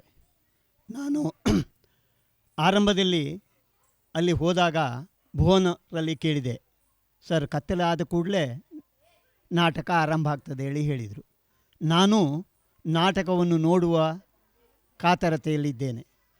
ಬಹುಶಃ ನೀವು ಹಾಗಾಗಿ ಹೆಚ್ಚು ಮಾತನಾಡಬೇಕಾದ ಹೊತ್ತಲ್ಲ ಎಂಬ ಪರಿಜ್ಞಾನದಲ್ಲಿ ಭಾಳ ಚುಟುಕಾಗಿ ನನ್ನ 2 ಮಾತುಗಳನ್ನು ಹೇಳ್ತಾ ಇದ್ದೇನೆ. ಸುಮಾರು 3/4 ಗಂಟೆಯಿಂದ ನಾನು ಗಮನಿಸ್ತಾ ಇದ್ದೇನೆ. ಈ ಶಿಬಿರದಲ್ಲಿ ಭಾಗವಹಿಸಿದಂತಹ ಶಿಬಿರಾರ್ಥಿಗಳು ಮಾತನಾಡಿದರು, ಪೋಷಕರು ಮಾತನಾಡಿದರು, ಎಲ್ಲ ಹಿರಿಯ ಗಣ್ಯರು, ಮಹಾನ್ ಗುರುಗಳು, ಮಹಾನ್ ದಾನಿಗಳು ಮಾತನಾಡಿದರು. ಈರ್ವರು ನಿರ್ದೇಶಕರಿಗೆ ಇಲ್ಲಿ ಗೌರವವನ್ನು ಸಲ್ಲಿಸಲಾಯಿತು. ಇದೆಲ್ಲ ನೋಡುವಾಗ ಇದು ನಮ್ಮ ಸಂಸ್ಕೃತಿ ಎಂದು ಹೇಳುವುದಕ್ಕೆ ಅಭಿಮಾನವಾಗ್ತದೆ. ಯಾರಿಂದ ನಾವು ಉಪಕೃತರಾಗಿದ್ದೇವೋ ಅವರನ್ನು ಗೌರವಿಸುವಂತಹ ಕ್ರಮ, ಅಥವಾ ತಾವು ಏನನ್ನು ಪಡೆದಿದ್ದೇವೋ ಒಳ್ಳೆಯದನ್ನು ಅದನ್ನು ಕೃತಜ್ಞತೆಯಿಂದ ಹೇಳುವಂತಹದ್ದು, ಮತ್ತು ಬಹುಪಾಲು ಹಿರಿಯರಲ್ಲಿ ನಮ್ಮ ಸಂಸ್ಕೃತಿ ಉಳಿಯಬೇಕು ಎನ್ನುವಂತಹ ಆ ಕಳಕಳಿ, ಇದು ಇಂತಹ ಶಿಬಿರಗಳಿಂದ ಆಗುವಂತಹದ್ದು. ಯಕ್ಷಗಾನ ಕಲಾರಂಗದ ಪ್ರಸ್ತಾಪ ಬಂತು. ಆಗ 2 ವರ್ಷದ ಹಿಂದೆ ಯಶಸ್ವಿ ಕಲಾವೃಂದಕ್ಕೆ ನಮ್ಮ ಸಂಸ್ಥೆಯಿಂದ ವಿಶ್ವೇಶತೀರ್ಥ ಪ್ರಶಸ್ತಿಯನ್ನು ನೀಡಿದಂತಹ ಒಂದು ಸಂತೋಷ ನಮಗಿದೆ. ಕಳೆದ 25 ವರ್ಷಗಳಿಂದ ಯಶಸ್ವಿ ಕಲಾವೃಂದ ಬಹಳ ಚೆನ್ನಾಗಿ ಅದನ್ನು ಮಾಡ್ತಾ ಇದೆ. ಅವರು ಯಾವ ಕೆಲಸವನ್ನು ಮಾಡಿದರೂ ಸೋಲುವುದಿಲ್ಲ. ಯಾಕೆಂದರೆ ಅವರ ಹೆಸರೇ, ಆ ಸಂಸ್ಥೆಯ ಹೆಸರೇ ಯಶಸ್ವಿ. ಹಾಗಾಗಿ ಎಲ್ಲವನ್ನೂ ಯಶಸ್ವಿಯಾಗಿ ನಿಭಾಯಿಸುವಂತಹ ಒಂದು ಶಕ್ತಿ ಆ ಸಂಸ್ಥೆಯ ಅಧ್ಯಕ್ಷರಿಗೂ ಉಳಿದವರಿಗೂ ಉಂಟು. ಅಧ್ಯಕ್ಷರು ಪ್ರಾಸ್ತಾವಿಕವಾಗಿ ಮಾತನಾಡ್ತಾ ಈ ಸಂಸ್ಥೆ ಏನು ಮಾಡ್ತಾ ಇದೆ ಎನ್ನುವುದನ್ನು ಬಹಳ ಚೆನ್ನಾಗಿ ಹೇಳಿದರು. ಅಲ್ಲಿಯೂ ಸಮಾಜದ ಬಗ್ಗೆ, ಕಲೆಯ ಬಗ್ಗೆ ಅವರ ಕಳಕಳಿ ನನಗೆ ವೇದ್ಯವಾಯಿತು. ಆರಂಭದ ನಾವು ನಾಟಕ ಗೀತೆಯನ್ನು ಕೇಳಿದೆವು, ರಂಗಗೀತೆಯನ್ನು. ಅದರಲ್ಲಿಯೂ ಹಾಗೆ ಅದು ತುಂಬ ಅರ್ಥಪೂರ್ಣವಾಗಿತ್ತು. ಇಂತಹ ಶಿಬಿರಗಳನ್ನು ಮಾಡುವುದರ ಮೂಲಕ ನಾವೆಲ್ಲ ಒಂದು ಎಂಬ ಭಾವ ಬೆಳೀತದೆ ಎಂಬ ಹಾಗೆ ಆ ಗೀತೆಯ ಆಶಯದಲ್ಲಿತ್ತು. ನಿಜವಾಗಿ ಅದು ಆಗಬೇಕು. ಇವತ್ತು ಸಮಾಜ ಬಿಡಿ ಬಿಡಿ ಆಗ್ತಾ ಇದೆ. ಮಾತನಾಡುವಾಗ ಬಂತು, ಅವಿಭಕ್ತ ಕುಟುಂಬಗಳಿಲ್ಲ, ಈಗ ನ್ಯೂಕ್ಲಿಯರ್ ಕುಟುಂಬ ಆಗಿದೆ, ವಿಭಕ್ತ ಕುಟುಂಬಗಳಾಗಿವೆ ಹೇಳಿ. ಅಷ್ಟೇ ಅಲ್ಲ, ಎಷ್ಟೋ ಮಕ್ಕಳು ತಮ್ಮ ಪಕ್ಕದ ಮನೆಯಲ್ಲಿರುವ ಮಕ್ಕಳೊಂದಿಗೆ ಬೆರೆಯುವಂತಹ ಒಂದು ಸನ್ನಿವೇಶವೂ ಇಲ್ಲವಾಗಿದೆ. ಮೊಬೈಲ್ ತುಂಬ ಅನುಕೂಲಕರವಾದಂತಹ ಒಂದು ಅವಕಾಶ. ಅದನ್ನು ಸರಿಯಾಗಿ ಬಳಸಿಕೊಂಡ್ರೆ, ಅದಲ್ಲದೆ ಇದ್ದರೆ ಅದು ಅಷ್ಟೇ ಅಪಾಯಕಾರಿ. ಒಬ್ಬಳು ಶಿಬಿರಾರ್ಥಿ ಅದನ್ನೇ ಹೇಳಿದ್ದನ್ನು ನಾನು ಕೇಳಿದೆ. 1 ವಾರ 15 ದಿವಸ ನಾನು ಮೊಬೈಲ್ ಬಿಟ್ಟು ಇದ್ದೆ ಎನ್ನುವಂತಹದ್ದು. ನಿಜವಾಗಿಯೂ ಅದೊಂದು ದೊಡ್ಡ ಸಾಧನೆ ಇದರಿಂದ ಸಾಧ್ಯವಾಗ್ತದೆ. ನಾನು ಕಲೆಯ ಬಗ್ಗೆ ವಿಸ್ತೃತವಾಗಿ ಹೇಳುವುದಿಲ್ಲ. ಕಲೆಗಳು, ನಮ್ಮ ಭಾರತೀಯ ಕಲೆಗಳು ಹೇಗೆ ಅಂದರೆ ನಮ್ಮನ್ನು ಅವು ಅರಳಿಸ್ತವೆ, ಕೆರಳಿಸುವುದಿಲ್ಲ. ನಮಗೆ ಅರಳಿಸುವಂತಹ ಕಲೆ ಬೇಕು. ಮನಸ್ಸನ್ನು ಅರಳಿಸುವಂತಹ ಶಕ್ತಿ ಭಾರತೀಯ ಕಲೆಗಳಿಗಿದೆ. ಅದರಲ್ಲಿ ಮುಖ್ಯವಾಗಿ ಈ ಭಾಗದ ನಮ್ಮ ಯಕ್ಷಗಾನಕ್ಕೆ ಅದು ಇದೆ. ಯಾಕೆಂದರೆ ಯಕ್ಷಗಾನ ಒಂದು ಪರಿಪೂರ್ಣ ಕಲಾ ಪ್ರಕಾರ. ನಾನು ಸುಮ್ಮನೆ ಇದು ಪರಿಪೂರ್ಣ ಕಲಾ ಪ್ರಕಾರ ಎಂದು ಹೇಳುವುದಿಲ್ಲ. ಇವತ್ತು ನಾಟಕವಾದರೂ ಅದು ಯಕ್ಷಗಾನೀಯವಾಗಿಯೇ ಇದೆ. ನಿನ್ನೆ ದೊಂದಿ ಬೆಳಕಿನ ಆಟ ನಡೆಯಿತು ಎಂಬ ಹಾಗೆ ಕೇಳಿದೆ. ಈ ಯಕ್ಷಗಾನ ಯಾಕೆ ಪರಿಪೂರ್ಣ ಕಲೆ ಅಂದರೆ, ಭರತ ನಾಟ್ಯಶಾಸ್ತ್ರದಲ್ಲಿ ಹೇಳ್ತಾನೆ, ಒಂದು ಕಲೆ ಆಂಗಿಕ, ಆಹಾರ್ಯ, ವಾಚಿಕ ಮತ್ತು ಸಾತ್ವಿಕ ಈ 4 ಸಂಗತಿಗಳನ್ನು ಹೊಂದಿರಬೇಕು. ಎಲ್ಲ ಕಲಾ ಪ್ರಕಾರಗಳಲ್ಲಿಯೂ ಅದಿಲ್ಲ, ಆದರೆ ಯಕ್ಷಗಾನದಲ್ಲಿದೆ. ಬನ್ನಂಜೆ ಸಂಜೀವ ಗುರುಗಳಂತಹ ಹಿರಿಯರಿದ್ದಾರೆ. ನಾವು ಇದೇ ತಿಂಗಳು 8ರಿಂದ 14ರವರೆಗೆ ಒಂದು ಯಕ್ಷಗಾನ ಕಲಾರಂಗ ಯಕ್ಷ ಶಿಕ್ಷಣ ಟ್ರಸ್ಟ್ 94 ಶಾಲೆಗಳಲ್ಲಿ ಯಕ್ಷಗಾನವನ್ನು ಕಲಿಸ್ತಾ ಇದೆ. ಆಯ್ದ 100 ವಿದ್ಯಾರ್ಥಿಗಳನ್ನು ಸೇರಿಸಿ ಒಂದು ವಾರದ ಶಿಬಿರವನ್ನು ಮಾಡಿದ್ದೆವು. ನಮಗೆ ಎಷ್ಟು ಸಂತೋಷ, ಹೋದ ವರ್ಷವೂ ಆಗಿತ್ತು. ಎಷ್ಟು ಸಂತೋಷವಾಗಿದೆ ಅಂದರೆ 2 ಕಾರಣಕ್ಕೆ. ಯಾಕೆಂದರೆ ಸಂಜೀವ ಗುರುಗಳಂತಹ ಗುರುಗಳು ನಿರ್ದೇಶಕರಾಗಿ ದೊರೆತದ್ದೇ ನಮ್ಮ ಭಾಗ್ಯ. ಮತ್ತು ಆ ಇಡೀ ಒಂದು ವಾರ ಮಕ್ಕಳು ಅಷ್ಟು ಸಂತೋಷಪಟ್ಟರು. ನಾನು ಇಲ್ಲಿಯೂ ಅದನ್ನೇ ಗಮನಿಸ್ತಾ ಇದ್ದೇನೆ. ನಾನು ಆಗ ಹೇಳುವುದಕ್ಕೆ ಹೊರಟ ಮಾತನ್ನು ಮುಂದುವರಿಸಿ ನನ್ನ ಮಾತುಗಳನ್ನು ಮುಗಿಸ್ತೇನೆ. ಯಕ್ಷಗಾನದ ಆಂಗಿಕ ಬಹಳ ಚೆನ್ನಾಗಿರುವಂತಹದ್ದು. ಆಗ ನಾವು ಹೊರಗೆ ನಿಂತು ಮಾತನಾಡುವಾಗ ಸಂಜೀವ್ ಗುರುಗಳು ಯಾವುದೋ ಒಂದು ವಿಡಿಯೋವನ್ನು ತೋರಿಸಿದರು. ಇದನ್ನು ನೋಡುವಾಗ ಅಂಥವರಿಗೆ ತುಂಬ ಬೇಸರವಾಗ್ತದೆ. ಯಾಕೆಂದರೆ ಪರಂಪರೆ ಯಕ್ಷಗಾನವನ್ನು ಬಹಳ ಕಷ್ಟಪಟ್ಟು ಕಲಿತು ಸಾವಿರಾರು ವಿದ್ಯಾರ್ಥಿಗಳಿಗೆ ಅದನ್ನು ಹೇಳಿಕೊಟ್ಟು ಇದು ಹೀಗೆ ಇದಮಿತ್ತಂ ಎಂದು ಹೇಳಬಲ್ಲಂತಹ ಗುರುಗಳಿಗೆ ಇವತ್ತಿನ ಯಕ್ಷಗಾನದ ಅನೇಕ ವಿಕಾರಗಳು ಖಂಡಿತಕ್ಕೂ ಬೇಸರವನ್ನು ತರ್ತವೆ. ಅದಲ್ಲದೆ ಇದ್ದರೆ ಯಕ್ಷಗಾನದ ಆಂಗಿಕ ಅಂದರೆ ಕೈಕಾಲುಗಳ ಚಲನೆ ಅಷ್ಟು ಸುಂದರವಾಗಿದೆ, ಅಷ್ಟು ಚೆನ್ನಾಗಿದೆ. ಅದು ದೇಹಕ್ಕೆ ವ್ಯಾಯಾಮವನ್ನು ಕೊಡ್ತದೆ, ನಮ್ಮ ವ್ಯಕ್ತಿತ್ವವನ್ನು ಬಹಳ ಸುಂದರವಾಗಿ ರೂಪುಗೊಳಿಸ್ತದೆ. ಆಹಾರ್ಯವಂತೂ ಬೇರೆ ಯಾವ ಕಲಾ ಪ್ರಕಾರದಲ್ಲಿಯೂ ಇಲ್ಲದೇ ಇರುವಂತಹ ಒಂದು ಅದ್ಭುತವಾದ ಆಹಾರ್ಯವನ್ನು ನಮ್ಮ ಹಿಂದಿನವರು ನಮಗೆ ಕೊಟ್ಟು ಹೋಗಿದ್ದಾರೆ, ಬಿಟ್ಟು ಹೋಗಿದ್ದಾರೆ. ಅದನ್ನು ಮುಂದುವರಿಸಿಕೊಂಡು ಹೋಗಬೇಕಾದ್ದು ಅಥವಾ ಅದನ್ನು ಮುಂದಿನ ತಲೆಮಾರಿಗೆ ದಾಟಿಸಬೇಕಾದಂತಹ ಕರ್ತವ್ಯ ನಮ್ಮ ಮೇಲಿದೆ. ಯಶಸ್ವಿ ಕಲಾವೃಂದದಂತಹ ಇಂತಹ ಸಂಸ್ಥೆಗಳು ಅದನ್ನು ಮಾಡ್ತಾ ಇವೆ ಎನ್ನುವುದು ಬಹಳ ಹೆಮ್ಮೆಯ ವಿಷಯ. ಯಾಕಂದರೆ ಯಕ್ಷಗಾನದ ಆಹಾರ್ಯಕ್ಕೆ ಸಮನಾದಂತಹ ಆಹಾರ್ಯ ಇನ್ನೊಂದಿಲ್ಲ. ಇದು ನಮ್ಮ ಕಲೆ ಎಂಬ ಕೇವಲ ಅಂಧಾಭಿಮಾನದಿಂದ ಹೇಳ್ತಾ ಇಲ್ಲ, ಇದನ್ನು ಅನೇಕರು ಅಥವಾ ಸಂಶೋಧನೆಯಲ್ಲಿಯೂ ಇದು ಶ್ರುತಪಟ್ಟಿದೆ. ಆಮೇಲೆ ವಾಚಿಕವಂತೂ ಯಕ್ಷಗಾನದ ವಾಚಿಕ ಅದ್ಭುತವಾದದ್ದು. ಆ ಹೊತ್ತಿಗೆ ಅದು ಸೃಷ್ಟಿಯಾಗ್ತದೆ. ಎಂತೆಂತಹ ವಾಗ್ ವಿಶಾರದನ್ನು ಅಥವಾ ವಾಕ್ ಪ್ರೌಢಿಮೆ ಮೆರೆದವರನ್ನು ನಾವು ಕಂಡಿದ್ದೇವೆ.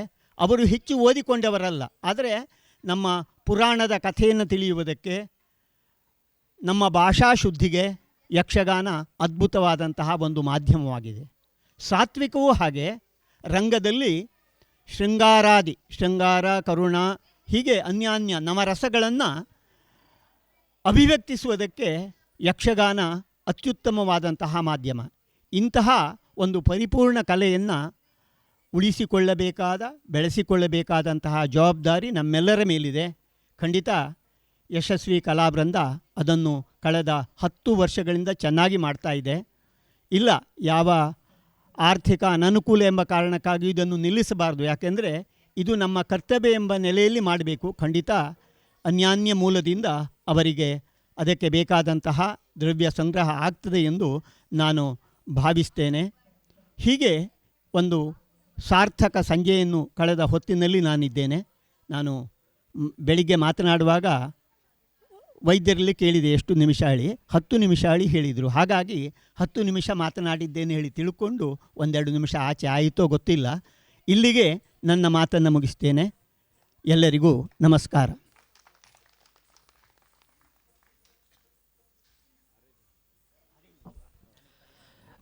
ಧನ್ಯವಾದಗಳು ಸರ್. ಮಾತೆಯರ ಪರವಾಗಿ ಶಿಬಿರದಲ್ಲಿ ಭಾಗವಹಿಸಿದಂತಹ ವಿದ್ಯಾರ್ಥಿಗಳ ಅಥವಾ ಶಿಬಿರಾರ್ಥಿಗಳ ಮಾತೆಯರ ಪರವಾಗಿ ಯಾರಾದರೂ ಒಬ್ಬರು ಪೋಷಕರು ವೇದಿಕೆ ಮೇಲೆ ಬಂದು ಮಾತಾಡಬೇಕು.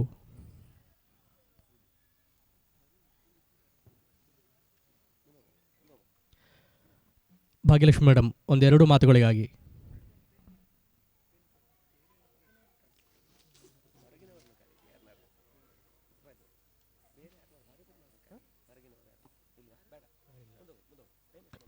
ಮುಂದಿನ ಆಶಯ ನುಡಿಗಳಿಗಾಗಿ ಯಶಸ್ವಿ ಕಲಾವೃಂದ ಯಕ್ಷಗಾನ ಕೇಂದ್ರದ ಗುರುಗಳಾದಂತಹ ಶ್ರೀಯುತ ಲಂಬೋದರ ಹೆಗಡೆ ಅವರು.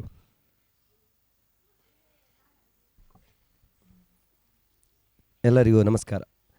ವೇದಿಕೆ ಮೇಲಿರುವ ಗೌರವಾನ್ವಿತ ಗಣ್ಯರೇ, ಪೋಷಕರೇ, ಶಿಬಿರಾರ್ಥಿಗಳೇ, ತೆಕ್ಕಟ್ಟೆಯ ನಾಗರಿಕ ಬಂಧುಗಳೇ, ತಮಗೆಲ್ಲ ಗೊತ್ತಿದೆ ಈ ವಿಭಾಗದಲ್ಲಿ ಸಾಂಸ್ಕೃತಿಕ ಚಟುವಟಿಕೆಯಲ್ಲಿಯೋ ಅಥವಾ ವಿದ್ಯಾರ್ಜನೆಯ ಬೇರೆ ಬೇರೆ ಮೂಲದ ಪ್ರಾಕಾರಗಳಲ್ಲಿ ಕಲಿಸುವಿಕೆಯಲ್ಲಿಯೋ ಯಶಸ್ವಿ ಕಲಾವೃಂದ ಅಂದರೆ ಹಯಗ್ರೀವ ಕಲ್ಯಾಣ ಮಂಟಪ ಇಲ್ಲಿ ಯಾವಾಗಲೂ ತೆರೆದುಕೊಂಡಿರ್ತದೆ, ಚಟುವಟಿಕೆಗಳನ್ನು ತೊಡಗಿಸಿಕೊಂಡಿರ್ತದೆ ಅಂತ. ಬಂಧುಗಳೇ, ಒಂದು ವಿಚಾರ ಹೇಳ್ತೇನೆ. ಶಿಬಿರ ಇದು 10-12 ದಿವಸದಲ್ಲಿ ನಡೆಯುವುದು. ಆದರೆ ಹಯಗ್ರೀವದಲ್ಲಿ ಈಗ ನಾಡ್ದು ಜೂನ್ 1ನೇ ತಾರೀಕಿಂದ ಶುರುವಾದರೆ 6 ತಿಂಗಳು ನಿರಂತರವಾಗಿ ಒಂದಿಷ್ಟು ತರಗತಿಗಳು, ಮುಖ್ಯವಾಗಿ ಯಕ್ಷಗಾನ, ಅಲ್ಲದೆ ಭರತನಾಟ್ಯ, ನಮ್ಮ ಶಾರದಾ ಹೊಳ್ರಿದ್ದಾರೆ ಸಂಗೀತ ತರಗತಿ, ಅವರು ಪ್ರತಿ ವರ್ಷ ಯಾವಾಗಲೂ ಮಾಡಿಕೊಂಡಿರ್ತಾರೆ. ತಾವೆಲ್ಲ ಗಮನಿಸಬೇಕು, ಒಂದು ಸಂಸ್ಥೆ ಒಂದು 25 ವರ್ಷ ಒಂದು ಸಾಧನೆಯನ್ನು ಮಾಡಿ ಬೆಳ್ಳಿ ಹಬ್ಬವನ್ನು ಸಂಭ್ರಮಿಸಿದೆ, ಸಮಾಜ ಅದಕ್ಕೆ ಸಹಕರಿಸಿದೆ ಅಂದರೆ ಅಲ್ಲಿ ಒಂದು ಒಳ್ಳೆಯ ವಿಷಯ ನಡೀತಾ ಇದೆ ಎನ್ನುವುದು ತಮ್ಮ ಗಮನದಲ್ಲಿರಬೇಕು. ಯಾಕೆಂದರೆ ಶಿಬಿರವನ್ನು ನಡೆಸುವಂಥ ಒಬ್ಬ ವೆಂಕಟೇಶ್ ವೈದ್ಯರು ಇರ್ಬೋದು, ಹಿರಿಯ ಮಾಸ್ಟರ್ ಇರ್ಬೋದು, ಅಧ್ಯಕ್ಷರಾದ ಸೀತಾರಾಮ್ ಶೆಟ್ಟಿ ಇರ್ಬೋದು, ಯಾವುದೋ ಒಂದು ಬೇಸರದ ಕಾರಣದಿಂದ ಶಿಬಿರವನ್ನು ನಿಲ್ಲಿಸ್ತೇವೆ ಹೇಳುವ ಕಾರಣಕ್ಕೆ ಹೋಗಬಾರದು. ಇದಕ್ಕೆ ಸಮಾಜ ಯಾವತ್ತೂ ಬೆಂಬಲವಾಗಿ ನಿಲ್ಲಬೇಕು ಅಂತ ಕೇಳಿಕೊಳ್ತೇನೆ. ಯಾಕೆ ಚಟುವಟಿಕೆ ಬರೀ 12 ದಿವಸದಲ್ಲ. ಏಕೆಂದರೆ ಬೇಸಿಗೆ ಶಿಬಿರ ಎನ್ನುವುದು 12 ದಿವಸದಲ್ಲಿ ಕಲಿತಾ ಹೋದ ವಿದ್ಯಾರ್ಥಿಗಳು ನಿರಂತರವಾಗಿ ನಮ್ಮ 6 ತಿಂಗಳ ಯಕ್ಷಗಾನ ತರಗತಿಗೂ ಅಥವಾ ಶಾರದಾ ಹೊಳ್ರು ಕಲಿಸುವ ಸಂಗೀತ ಪಾಠಕ್ಕೂ ಬರ್ತಾರೆ. ಪ್ರಭಾವ ಇದು ಗಮನಿಸಿ. ಇದು 10 ವರ್ಷದಿಂದ ಇದು ನಡೀತಾ ಇದೆ ಇಲ್ಲಿ. ಆದರೆ ಈ ಶಿಬಿರದ ಮೌಲ್ಯ ಕಡಿಮೆ ಆಗಿದೆ. ಎಲ್ಲಿಯೋ ಒಂದು ಶಿಬಿರ, ನಾನು ಮೊನ್ನೆ ಉದ್ಘಾಟನೆಯಲ್ಲಿ ಹೇಳಿದ್ದೆ, ಅಡುಗೆ ಮನೆಯಲ್ಲೂ ಶಿಬಿರ ಮಾಡ್ತಾ ಇದ್ದಾರೆ ಈಗ ಅಂತ. ಶಬ್ದ ಕಡಿಮೆ ಇರ್ಬೋದು, ಅದರ ಅಳತೆಯೇ ಗೊತ್ತಿಲ್ಲ. ಏನು ಒಂದು ಫ್ರೇಮ್ ಬೇಕು ಅದಕ್ಕೆ. ಹೇಗೆ 2 ಜನ ಗುರುಗಳನ್ನು ಆಯ್ಕೆ ಮಾಡಿದ್ದಾರೆ. ಗಮನಿಸಿ ಪೋಷಕರೇ, ದಯವಿಟ್ಟು. ಒಬ್ಬರು ಯಕ್ಷಗಾನ ಕಲಿಸುವ ಗುರುಗಳು, ಸಂಜೀವ ಸುವರ್ಣರ ಶಿಷ್ಯರು, ಹೆಜ್ಜೆ ಕಲಿಸ್ತಾರೆ, ಅವರೇ ಚೆಂಡೆ ಬಾರಿಸ್ತಾರೆ. ಭುವನ್ ಸರ್ ಬಗ್ಗೆ ನಿಮಗೆಲ್ಲ ಗೊತ್ತಾಗಿದೆ. 2 ಗುರುವನ್ನು ಆಯ್ಕೆ ಮಾಡಿ ಒಂದು ಶಿಬಿರಕ್ಕೆ ತಂದು ಅವರನ್ನು 12 ದಿವಸ ಇಟ್ಕೊಳ್ಳೋದು ಬಹಳ ಕಷ್ಟವಾದಂಥ ವಿಚಾರ. ನಿಮಗೆ 12 ದಿವಸ ಮುಗೀತದೆ, ನೀವು ನಾಳೆ 1 2 3 4 ಅಂತ ಹೋಗ್ತೀರಿ, ಹಾಯ್ ಬಾಯ್ ಅಲ್ಲಿ ಮಾಡ್ತೀರಿ. ಆದರೆ ಇಲ್ಲಿ ಹಲೋ ನಮಸ್ಕಾರ, ನೀವು ಹೇಗಿದ್ದೀರಿ ಬನ್ನಿ ಹೇಳುವ ಸಂಸ್ಕಾರ ಸಂಸ್ಕೃತಿ ಈ ವಿಭಾಗದ ಈ ಜಾಗದಲ್ಲಿ ನಡೀತಾ ಇರ್ತದೆ.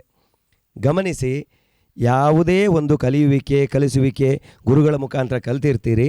ಪೋಷಕರು ಗಮನಿಸಬೇಕು, ಮುಖ್ಯವಾಗಿ ಯಾರು ಪ್ರಚಾರ ಪ್ರಿಯರಾಗಬೇಡಿ, ವಿಚಾರ ಪ್ರಿಯರಾಗಿ ನಿಮ್ಮ ಮಕ್ಕಳನ್ನು ಬೆಳೆಸಿ ಎನ್ನುವ ಮಾತಿನೊಂದಿಗೆ ಮತ್ತೊಮ್ಮೆ ಎಲ್ಲರಿಗೂ ವಂದಿಸ್ತೇನೆ. ಜೈ ರಜಾರಂಗು. ನಮಸ್ಕಾರ.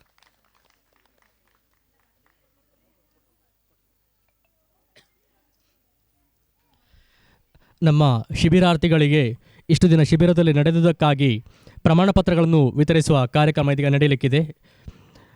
ಇಲ್ಲಿ ಪ್ರಮಾಣ ಪತ್ರದ ಜೊತೆಗೆ ಕೇಕ್ವಾಲ ಕುಂದಾಪುರ ಇವರಿಂದ ಒಂದು ಸಣ್ಣ ಕೇಕ್ನ ಗಿಫ್ಟ್ ಇರ್ತದೆ. ಹಾಗೆಯೇ ಒಂದು ಚಿಕ್ಕ ಸ್ಟೇಷನರಿ ಐಟಮ್ ಗಿಫ್ಟನ್ನು ಧಮನಿ ಟ್ರಸ್ಟ್ನ ಪರವಾಗಿ ನೀಡ್ತಾ ಇದ್ದೇವೆ. ಮೊದಲಾಗಿ ಕೆಲವಷ್ಟು ಮಕ್ಕಳಿಗೆ ಈ ಸ್ಮರಣಿಕೆಗಳನ್ನು ಹಾಗೂ ಪ್ರಮಾಣ ಪತ್ರಗಳನ್ನು ವಿತರಿಸಬೇಕಾಗಿ ಆನಂದ್ ಕುಂದಾರಿ ಅವರಲ್ಲಿ ಕೇಳಿಕೊಳ್ತಾ ಇದ್ದೇನೆ. ಮಕ್ಕಳು ಬರಬೇಕು, ಒಬ್ಬೊಬ್ಬರಲ್ಲಿ ಬೇಗ ಬೇಗ ಬನ್ನಿ.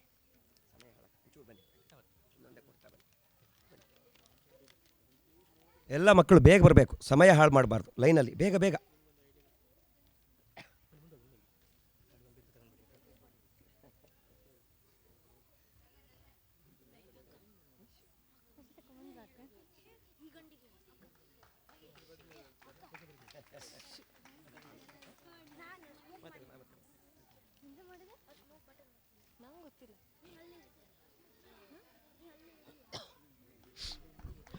ಮಕ್ಕಳು ಶಿಬಿರದಲ್ಲಿ ಕಳೆದದ್ದು ಕೇವಲ ಒಂದು 15 ದಿನ ಇರ್ಬೋದು, ಆದರೆ ಅವರು ಕಲಿತದ್ದನ್ನು ಜೀವನದುದ್ದಕ್ಕೂ ಬಳಸ್ಕೊಳ್ಳುವಷ್ಟು ವಿಷಯಗಳನ್ನು ಇಲ್ಲಿ ನಾವು ಕಲಿಸಿದ್ದೇವೆ. ಎಷ್ಟು ಉಳಿಸ್ಕೊಳ್ತಾರೋ ಎಷ್ಟು ಬೆಳೆಸ್ಕೊಳ್ತಾರೋ ಅವರಿಗೆ ಬಿಟ್ಟದ್ದು. ಒಂದಷ್ಟು ವಿಷಯಗಳು ನೆನಪಾದದ್ದನ್ನು ನೆನಪಾಗದಾಗಲೆಲ್ಲ ಹೇಳ್ತಾ ಹೋಗುವಂಥದ್ದು ನಮ್ಮ ಸಂಸ್ಥೆಯ ಪರಿಕಲ್ಪನೆ. 10 ಹೇಳಿದರೆ ಒಂದಾದರೂ ಮಕ್ಕಳು ಜೀವನದಲ್ಲಿ ನೆನಪಿಟ್ಟುಕೊಳ್ಬೋದು ಅನ್ನುವ ಒಂದು ಸದುದ್ದೇಶದಿಂದ ಶಿಬಿರಗಳನ್ನು ನಡೆಸ್ತಾ ಇರುವಂಥದ್ದು. ಅದೇ ರೀತಿಯಲ್ಲಿ ಇವತ್ತಿಗೆ ಈ ಶಿಬಿರ ಮುಗಿದರೆ ನಮಗೆ ಸುಧಾರಿಸ್ಕೊಳ್ಳಿಕ್ಕೆ 1 ತಿಂಗಳ ಸಮಯ ತಗೊಂಡು ಜೂನ್ನಿಂದ ಯಕ್ಷಗಾನ ತರಗತಿಗಳನ್ನು ಮತ್ತೆ ಶುರು ಮಾಡ್ತಾ ಇದ್ದೇವೆ. ಸೊ ಸಾಧಾರಣ ಇದರಲ್ಲಿ ಹೆಚ್ಚಿನ ಮಕ್ಕಳು ನಮಗೆ ಯಕ್ಷಗಾನಕ್ಕೂ ಕೂಡ ಬಂದರೆ ಇನ್ನೊಂದಷ್ಟು ವಿಷಯಗಳನ್ನು ಅವರು ಕಲಿಬಹುದು. ನಮ್ಮ ಜೊತೆಯಲ್ಲಿ ಒಂದಷ್ಟು ಯುವ ಶಕ್ತಿಗಳು, ಯುವ ಮನಸ್ಸುಗಳು ಒಟ್ಟಾಗಿ ಸೇರಿದರೆ ಕಲೆ ಹಾಗೂ ಕಲಾವಿದರ ಅಭಿವೃದ್ಧಿಯತ್ತ ಮತ್ತು ಪುನರುತ್ಥಾನದತ್ತ ಸಾಗಬಹುದು. ಪ್ರತಿಯೊಬ್ಬ ವ್ಯಕ್ತಿಯು ಒಂದು ಕಲಾವಿದ ಆಗೇ ಆಗ್ತಾರೆ ಅಂತ ಹೇಳಲಿಕ್ಕಾಗೋದಿಲ್ಲ, ಆದರೆ ಕನಿಷ್ಠ ಒಬ್ಬ ಉತ್ತಮ ಕಲಾ ಪ್ರೇಕ್ಷಕನಾದರೂ ಮಾಡುವಂಥ ಉದ್ದೇಶ ನಮ್ಮ ಸಂಸ್ಥೆಯದ್ದಾಗಿದೆ.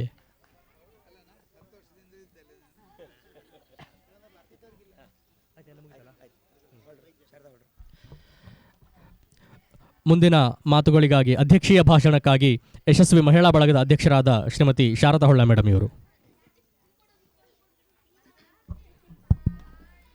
ವೇದಿಕೆಯಲ್ಲಿರುವ ಎಲ್ಲ ಗಣ್ಯರಿಗೆ ವಂದಿಸುತ್ತಾ ನನ್ನೆರಡು ಮಾತುಗಳನ್ನು ಆರಂಭಿಸ್ತೇನೆ.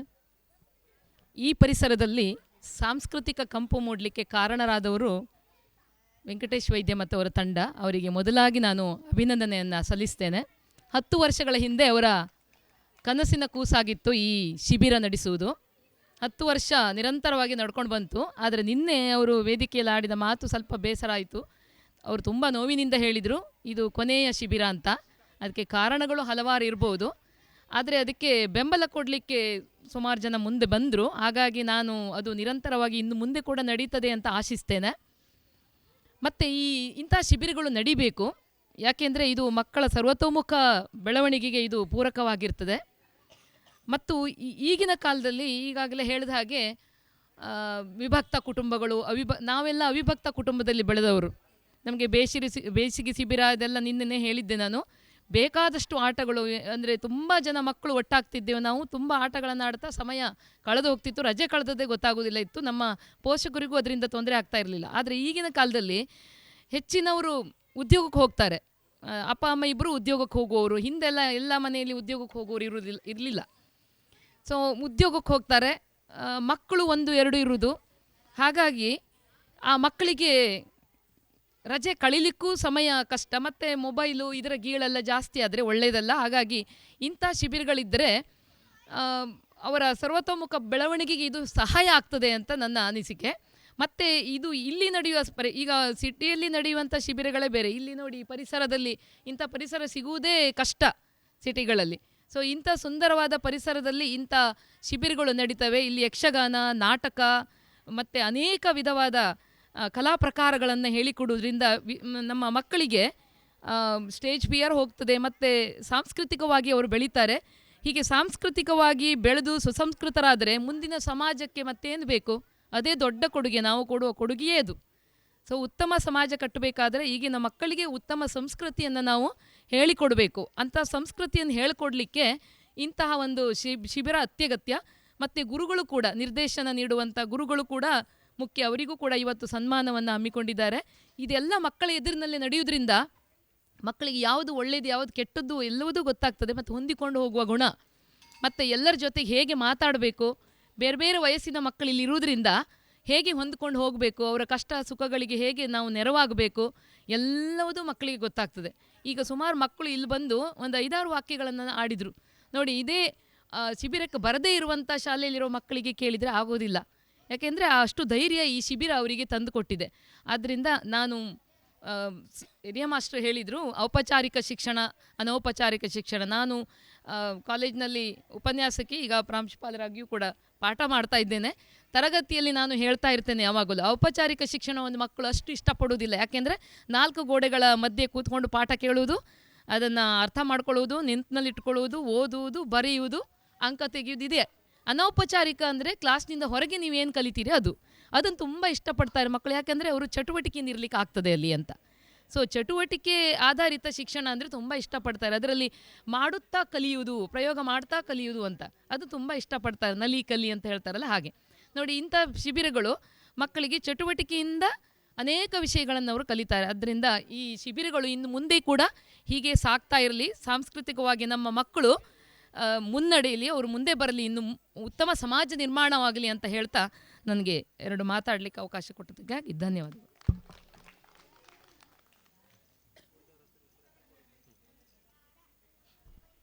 ಧನ್ಯವಾದಗಳು ಮೇಡಮ್. ಇದೀಗ ನಮ್ಮ ವೇದಿಕೆಯಲ್ಲಿರುವಂತಹ ಗಣ್ಯರನ್ನು ಸ್ಮರಣಿಕೆಗಳನ್ನಿತ್ತು ಗೌರವಿಸುವಂಥ ಸಂದರ್ಭ. ನಮ್ಮ ಕಲಾಕ್ಷೇತ್ರ ಟ್ರಸ್ಟ್ ಇದರ ಅಧ್ಯಕ್ಷರಾದಂಥ ಶ್ರೀಯುತ ಹಿರಿಯ ಮಾಸ್ಟರ್ ಇವರು ಯಕ್ಷಗುರುಗಳಾದಂಥ ಬನ್ನಂಜೆ ಸಂಜೀವ ಸುವರ್ಣ ಇವರಿಗೆ ಸ್ಮರಣಿಕೆಯನ್ನಿತ್ತು ಗೌರವಿಸಬೇಕಾಗಿ ಕೇಳಿಕೊಳ್ತಾ ಇದ್ದೇನೆ. ಹಾಗೆಯೇ ನಮ್ಮೊಡನಿರುವಂಥ ಇನ್ನೊಬ್ಬ ಗಣ್ಯರು ಶ್ರೀಯುತ ಆನಂದ್ ಸಿ ಕುಂದರ್ ಅವರು, ಇವರನ್ನೂ ಕೂಡ ಗೌರವಿಸಬೇಕಾಗಿ ಕೇಳಿಕೊಳ್ತಾ ಇದ್ದೇನೆ.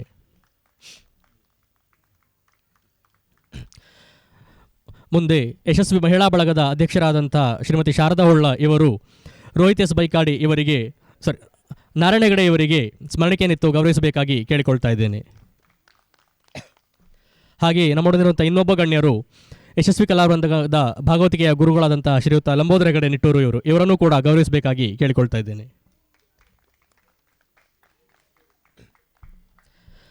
ಧನ್ಯವಾದಗಳು. ವೇದಿಕೆಯಲ್ಲಿ ನೆರೆದಿರುವಂತಹ ಹಾಗೆ ನಮ್ಮ ಈ ಕಾರ್ಯಕ್ರಮಕ್ಕೆ ಸಹಕಾರವನ್ನಿತ್ತಂಥ ಎಲ್ಲರಿಗೂ ಕೃತಜ್ಞತೆಯನ್ನು ಸಲ್ಲಿಸುವುದು ನಮ್ಮ ಆದ್ಯ ಕರ್ತವ್ಯ. ವಂದನಾರ್ಪಣೆಗಳಿಗಾಗಿ ಶಿಬಿರಾರ್ಥಿಯಾದಂಥ ಹರ್ಷಿತಾ ಅಮೀನ್ ಕೊಮೆ. ಎಲ್ಲರಿಗೂ ನಮಸ್ಕಾರ. ಇಂದು ನಮ್ಮ ಶಿಬಿರದ ಕೊನೆಯ ದಿವಸ. ಇಂದು ಈ ಶಿಬಿರಕ್ಕೆ ಅತಿಥಿಯಾಗಿ ಆಗಮಿಸಿರುವ ನಮ್ಮ ಪ್ರೀತಿಯ ರೋಹಿತ್ ಸರ್ ಇವರಿಗೂ ಇವರು ರಂಗಭಾಷೆಯನ್ನು ಕಲಿಸಿಕೊಟ್ಟವರು. ಇವರಿಗೆ ನಮ್ಮೆಲ್ಲರ ಪರವಾಗಿ ಹೃತ್ಪೂರ್ವಕ ಧನ್ಯವಾದಗಳು. ಪಾರಂಪರಿಕ ಯಕ್ಷಗಾನದ ಸೌಂದರ್ಯವನ್ನು ದೇಶ ವಿದೇಶಗಳಲ್ಲಿ ಮೂಲೆ ಮೂಲೆಗಳಿಗೆ ಪಸರಿಸಿದ ಮಹಾನ್ ಯಕ್ಷಗುರು ಬನ್ನಂಜೆ ಸಂಜೀವ್ ಸುವರ್ಣ ಅವರಿಗೆ ನಿಮ್ಮೆಲ್ಲರ ಪರವಾಗಿ ಧನ್ಯವಾದಗಳು. ಯಕ್ಷಗಾನದ ಮೇಲಿನ ಅಪಾರವಾದ ಪ್ರೀತಿಯನ್ನು, ಕಲೆ ಮತ್ತು ಕಲಾವಿದರ ಮೇಲಿನ ಕಾಳಜಿಯನ್ನು ಸದಾ ತೋರುವವರು ಗೀತಾನಂದ ಫೌಂಡೇಶನ್ನ ಪ್ರವರ್ತಕರು ಶ್ರೀ ಆನಂದ್ ಸಿ ಕುಂದರ್. ಇವರು ಶ್ರೀಯುತರನ್ನು ಕೈಲಾಸ ಕಲಾಕ್ಷೇತ್ರ ಟ್ರಸ್ಟ್ ದಮನಿ ತೆಕ್ಕಟ್ಟೆ, ಶ್ರೀಪರ್ಣ ಯಕ್ಷಗಾನ ಬಳಗ ಹಾಗೂ ಯಶಸ್ವಿ ಮಹಿಳಾ ಬಳಗದ ಪರವಾಗಿ ಹೃತ್ಪೂರ್ವಕ ಧನ್ಯವಾದಗಳು.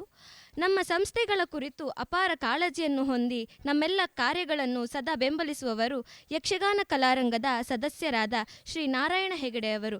ಇವರನ್ನು ಕೂಡ ನಿಮ್ಮೆಲ್ಲರ ಪರವಾಗಿ ಹೃತ್ಪೂರ್ವಕ ಧನ್ಯವಾದಗಳು. ನಮ್ಮ ಯಶಸ್ವಿ ಕಲಾವೃಂದದ ಗುರುಗಳಾದ ಶ್ರೀ ಲಂಬೋದರ್ ಹೆಗಡೆ ನಿಟ್ಟೂರು ಇವರಿಗೂ ಕೂಡ ಧನ್ಯವಾದಗಳು. ಹಾಗೆ ನಮ್ಮ ಶಿಬಿರದ ನಿರ್ದೇಶಕರಾದ ಭುವನ್ ಮಣಿಪಾಲ್ ಇವರಿಗೂ ಕೂಡ ನಿಮ್ಮೆಲ್ಲರ ಪರವಾಗಿ ಹೃತ್ಪೂರ್ವಕ ಧನ್ಯವಾದಗಳು.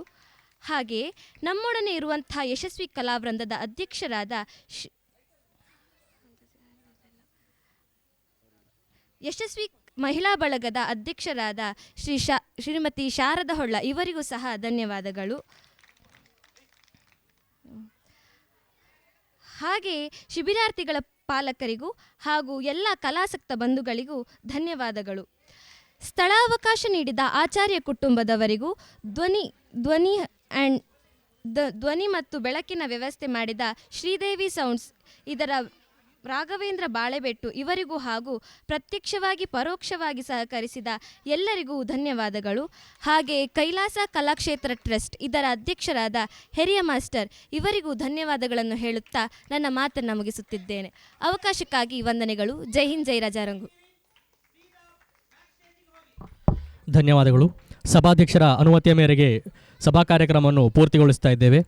ನಮ್ಮ ಈ ವರ್ಷದ ಶಿಬಿರದ ನಾಟಕ ಕಟ್ಟುವಿಕೆಯಲ್ಲಿ ಒಂದು ವಿಶಿಷ್ಟ ಅಂಶ ಏನು ಅಂತ ಹೇಳಿದರೆ, ಪರಿಸರವನ್ನೇ ರಂಗಭೂಮಿಯನ್ನಾಗಿ ಅಥವಾ ರಂಗಮಂಚವನ್ನಾಗಿ ಪರಿವರ್ತಿಸಿಕೊಂಡಿರುವಂಥದ್ದು. ಇವತ್ತಿನ ನಾಟಕ ವೇದಿಕೆಯಲ್ಲಿ ನಡೆಯುವುದಿಲ್ಲ, ಅದರ ಬದಲಾಗಿ ಇಲ್ಲಿಯೇ ಈ ಭಾಗದಲ್ಲಿರುವಂತಹ ಒಂದು ವಿಶಿಷ್ಟವಾದ ಪ್ರದೇಶದಲ್ಲಿ ನಡೆಯಲಿಕ್ಕಿದೆ. ಭಾಸ ಮಹಾಕವಿ ವಿರಚಿತವಾದಂತಹ ಮಧ್ಯಮ ವ್ಯಾಯೋಗ ಎನ್ನುವಂಥ ಒಂದು ಸಣ್ಣ ನಾಟಕ, ಒಂದು 50ನಿಂದ 1 ಗಂಟೆಯವರೆಗೆ ಹೋಗುವಂತಹ ಒಂದು ನಾಟಕ. ದಯವಿಟ್ಟು ಎಲ್ಲರೂ ನಾಟಕ ನಡೆಯುವಂಥ ಭಾಗಕ್ಕೆ ಹೋಗಬೇಕಾಗಿ ವಿನಂತಿ. ಮಧ್ಯಮ ವ್ಯಾಯೋಗ, ಮೂಲ ಕವಿ ಭಾಸ, ರಂಗಪಟ್ಯ ಸುಜೀತ್ ಕಾರ್ಕಳ, ಪದ್ಯ ರಚನೆ ಶಂಕರ್ ನಾರಾಯಣ ಉಪಾಧ್ಯಾಯ, ಭಾಗವತರು ಪೂಜಾ ಆಚಾರ್, ಮದ್ದಲೆ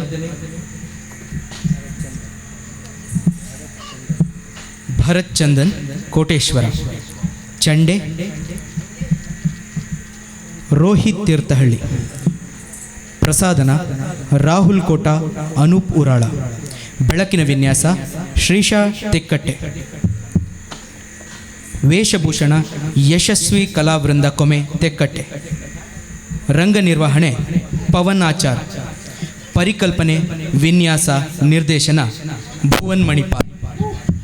ಈಗ ನಿಮ್ಮ ಮುಂದೆ ಯಕ್ಷ ನಾಟಕ ಮಧ್ಯಮ ವ್ಯಾಯೋಗ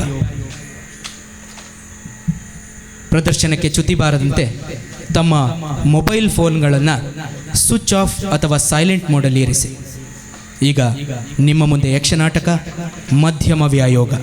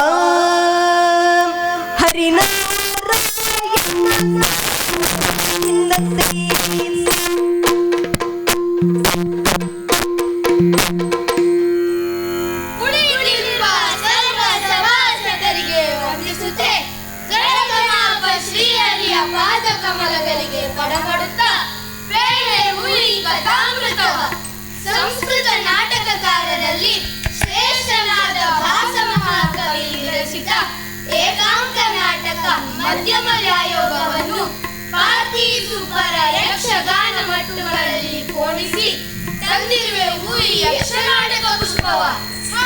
ನಾವು ಇತ್ತ ಕಡೆಗೆ ಸಾಗೋಣ. ಅಗೋ ಕಾಣಿರಿ, ಈ ಕಗ್ಗತ್ತನಲ್ಲಿ ಕಾನನದ ಹಾದಿ ಹಿಡಿದು ಇತ್ತವೇ ಬರುತ್ತಿರುವುದು ವಿಪ್ರ ಸಂಸಾರ. ಸತಿಸುತರೊಡಗೂಡಿ ಬರುತ್ತಿರುವ ಈ ವಿಪ್ರನಿಗೆ ಈ ಘೋರ ಕಾಂತಾರದಲ್ಲಿ ಏನು ಕಷ್ಟವೋ ತಿಳಿಯದು. ಬ್ರಾಹ್ಮಣರು ಭೋಜನ ಪ್ರಿಯರು, ಎಲ್ಲೋ ಊಟನೇ ಬೇಕು. ಇರಬಹುದು ಇರಬಹುದು. ಹಾ ಕೇಳಿ, ನಾವು ಮರೆಗೆ ಸರಿದು ಕಥಾಭಾಗವನ್ನು ಮುಂದುವರಿಸೋಣ.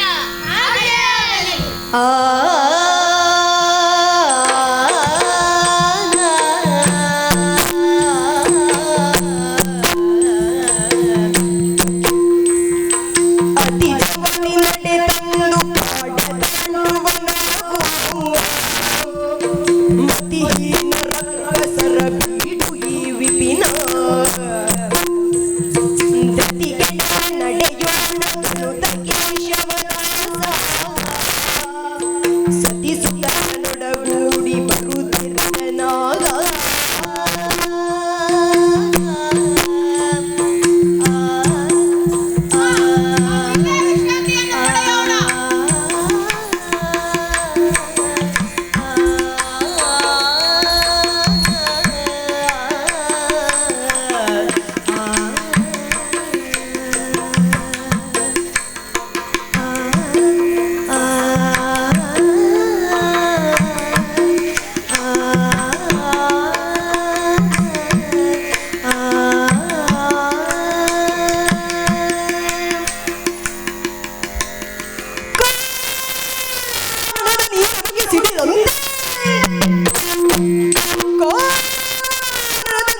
ಸಿಡಿದಂತೆ ಭುವಿಯು ಕಂಪಿಸಿ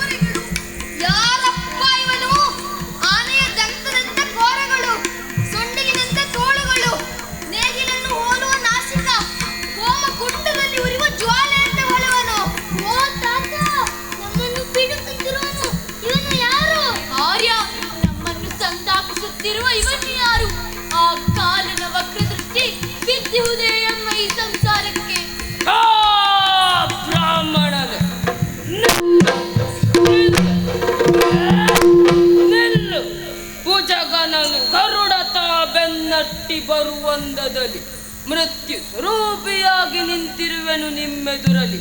ಎಲ್ಲಾ ಭೂಸುರನೇ ಭಯಗೊಂಡು ನಡುಗುತಿಹೆ, ಸತಿಸುತರ ರಕ್ಷಿಸಲು ಶಕ್ತಿ ಇಲ್ಲದೆ ನಿಂತಿಹೆ. ಎನ್ನ ಕಣ್ತಪ್ಪಿಸಿ ಮರೆಯಾಗುವುದು ಅಸಾಧ್ಯದ ಮಾತು. ಅಯ್ಯೋ ಅಯ್ಯೋ ರಾಮಿಣಿ, ಹೆದರಬೇಡ ಮಕ್ಕಳೇ, ಹೆದರಬೇಡಿ. ಇವನು ವಿಮರ್ಶೆ ಮಾಡಿ ಮಾತನಾಡುತ್ತಿದ್ದಾನೆ. ಮೇಣ್ ಎಲ್ಲ ಕಾಲದಲ್ಲೂ ಭೂಸುರೋತ್ತಮರೇ ಪೂಜ್ಯರು ಎಂಬುದನ್ನು ನಾನು ಅರಿತಿದ್ದೆ. ಆದರೆ ಮಾತೆಯಾಣತಿಯಂತೆ ಶಂಕೆ ಇಲ್ಲದೆ ಈ ಕಾರ್ಯವನ್ನು ಮಾಡುತ್ತೀಯೆನೆಂದು. ಈ ವನದಲ್ಲಿ ರಾಕ್ಷಸರಿದ್ದಾರೆ, ಅದಕ್ಕಾಗಿ ಎಚ್ಚರಿಕೆಯಿಂದ ಪ್ರಯಾಣ ಮಾಡಿ ಎಂದು ಪೂಜ್ಯರಾದ ಜಲುಮುನಿಗಳು ಹೇಳಿದ್ದು ನೆನಪಿದೆ ಅಲ್ಲವೇ? ನೀವೀಗ ಕ್ಷತ್ರಿಯರ ಹಾಗೆ ವೀರನಾಗಿ ಬಿಟ್ಟಿರಲ್ಲ. ಮಂದಭಾಗ್ಯನಾದ ನಾನು ಇನ್ನೇನು ಮಾಡಲಿ? ಕೂಗಿಕೊಳ್ಳೋಣವೇ? ಅಮ್ಮ, ಯಾರನ್ನು ಕೂಗೋಣ? ಈ ಕಾನನ ಶೂನ್ಯವಾಗಿರುವುದಲ್ಲ. ಕಾಡು ಪ್ರಾಣಿಯನ್ನು ಹೊರತು ಇನ್ಯಾರನ್ನು ಕಾಣೆವಲ್ಲ. ಇಲ್ಲಿಯೋ ಹತ್ತಿರದಲ್ಲಿ ಪಾಂಡವರ ಆಶ್ರಮವಿರುವುದು ಎಂಬ ಮಾತು ಎನ್ನ ಚಿತ್ತಕ್ಕೆ ಗೋಚರವಾಗುತ್ತಿದೆ. ಪಾಂಡವರು ಯುದ್ಧ ಪ್ರಿಯರು, ಶರಣಾಗಿ ಬಂದವರನ್ನು ಪೊರೆಯುವವರು. ತಾತ, ಅಲ್ಲಿ ಈಗ ಪಾಂಡವರು ಇಲ್ಲ ಎಂದು ಕಾಣುತ್ತದೆ. ಪುತ್ರ, ಅದು ನಿನಗೆ ಹೇಗೆ ಗೊತ್ತು? ಅವರ ಆಶ್ರಮದಿಂದ ಬಂದ ಒಬ್ಬ ಬ್ರಾಹ್ಮಣನು ಅವರು ಶತಕುಂಭ ಎಂಬ ಯಜ್ಞವನ್ನು ದರ್ಶನ ಮಾಡಲು ದೌಮ್ಯ ಮಹರ್ಷಿಗಳ ಆಶ್ರಮಕ್ಕೆ ಹೋದರೆಂದು ಹೇಳಿದನು. ಅಯ್ಯೋ ಕೆಟ್ಟವು, ಇನ್ನೇನು ಮಾಡುವುದು? ಎಲ್ಲರೂ ಹೋಗಲಿಲ್ಲ, ಮಧ್ಯಮನಾದ ಭೀಮನನ್ನು ನಿಲ್ಲಿಸಿದ್ದಾರಂತೆ. ಹಾಗಾದರೆ ಪಾಂಡವರೆಲ್ಲರೂ ಇದ್ದಂತೆ ಆಯಿತು. ಆದರೆ ಅವನು ಕೂಡ ಈ ಹೊತ್ತಿನಲ್ಲಿ ವ್ಯಾಯಾಮದಲ್ಲಿ ತೊಡಗಿರಬಹುದು. ಅಯ್ಯೋ, ನಮ್ಮ ಆಸೆ ಬರಿದಾಯಿತು. ಇರಲಿ, ನಮ್ಮ ದುರ್ವಿಧಿಗೆ ಹೊಣೆ ಯಾರು? ಇವನನ್ನೇ ಸ್ವಲ್ಪ ಮಾತನಾಡಿಸಿ ನೋಡೋಣ. ಅಯ್ಯ ದೈತ್ಯನೇ, ಇದಕ್ಕೆ ಏನಾದರೂ ಪರಿಹಾರ ಉಂಟೇ? ಉಂಟು, ಖಂಡಿತವಾಗಿ ಉಂಟು. ಒಪ್ಪಂದಕ್ಕೊಪ್ಪಿದ ಮಾತ್ರ. ಅಯ್ಯ ದೈತ್ಯನೇ, ಒಪ್ಪಂದವೇನು? ನನಗೆ ಪೂಜ್ಯಳಾದ ತಾಯಿ ಇದ್ದಾಳೆ. ಅವಳು ನನ್ನ ಪ್ರವಾಸಾಂತ್ಯದ ಕಾರಣಕ್ಕಾಗಿ ಈ ವನ ಪ್ರದೇಶದಲ್ಲಿ ಯಾವನ್ನಾದರೊಬ್ಬ ಮನುಷ್ಯನನ್ನು ಹುಡುಕಿಕೊಂಡು ಬಾ ಎಂದು ಅಪ್ಪಣೆಯನ್ನು ಇಟ್ಟಳು. ಹಾಗಾಗಿ ನಿಮ್ಮನ್ನು ಹಿಡಿದುಕೊಂಡೆ. ನನಗೆ ಬೇಕಿರುವುದು ಒಬ್ಬನೇ ಒಬ್ಬ. ಆದ್ದರಿಂದ ನಿಮ್ಮ ಒಬ್ಬ ಪುತ್ರನನ್ನು ಬಿಟ್ಟು ಹೋಗಿ. ಎಲ್ಲ ನೀಚ ರಾಕ್ಷಸ, ನನ್ನ ಕರುಳ ಕುಡಿಯನ್ನು ಕೇಳುತ್ತೀಯೆ? ಕೊಟ್ಟು ನಾನೆಂತ ಸುಖವ ಪಡೆವೆ? ಕೇಳು, ನೀನೊಬ್ಬ ಮಗನ ಕೊಡದಿರೆ ಸಕುಟುಂಬ ಶೂರನಾಗಿ ನಾಶವನ್ನಪ್ಪುವೆ. ನನ್ನ ಮಕ್ಕಳನ್ನು ನಾನು ಕೊಡುವುದಿಲ್ಲ. ನನ್ನನ್ನೇ ಭೋಗವಾಗಿ ಸ್ವೀಕರಿಸು. ಆರ್ಯ, ಹಾಗೆಲ್ಲ ಮಾತಾಡಬೇಡಿ. ಪತಿಯೇ ಪರದೈವ ಎಂದು ನಂಬಿಕೊಂಡವಳು ನಾನು. ಫಲವನ್ನಿತ್ತ ಈ ಶರೀರದಿಂದ ಆರ್ಯನನ್ನು, ನಮ್ಮ ಕುಲವನ್ನು ರಕ್ಷಿಸ ಬಯಸುವೆ. ಪೂಜ್ಯಳಾದ ನನ್ನ ತಾಯಿ ಹೆಂಗಸನ್ನು ಒಪ್ಪುವುದಿಲ್ಲ. ಹಾಗಾದರೆ ನನ್ನನ್ನು ಕರೆದುಕೊಂಡು ಹೋಗು. ನೀನು ಮುದುಕ, ನಿನ್ನ ಕಾರಣ ಸಲ್ಲದು. ತಾತ, ಕುಲಕ್ಕೆ ಶ್ರೇಷ್ಠನು ಪ್ರಥಮ ಪುತ್ರನು, ಒಲವು ತೃತೀಯನ ಮೇಲೆ ಮಾತೆಗೆ,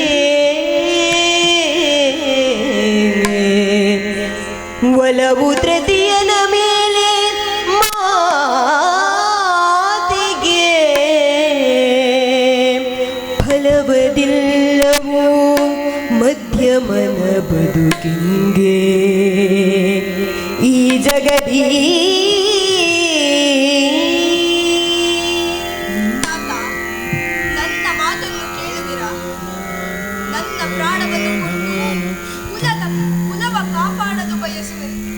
ಕುಲದ ರಕ್ಷಣೆಗಾಗಿ ನನ್ನನ್ನು ಈಗಲೇ ಬಿಟ್ಟು ಕಳುಹಿಸಿ. ಜ್ಯೇಷ್ಠನೇ ಶ್ರೇಷ್ಠನು, ಪಿತೃಗಳಿಗೆ ಪ್ರಿಯನವನು. ಆದ್ದರಿಂದ ನೀವು ಅಪ್ಪಣೆ ಇದ್ದರೆ ನಾನೇ ಹೋಗಿ ಹಿರಿಯರೆಲ್ಲರೂ ತಂದೆಗೆ ಸಮಾನವೆಂಬುದು. ಆದ್ದರಿಂದ ಹಿರಿಯರ ಪ್ರಾಣವನ್ನು ರಕ್ಷಿಸಲು ನನ್ನ ಕಿರ ಪ್ರಾಣವನ್ನು ಕೊಡುವೆನು.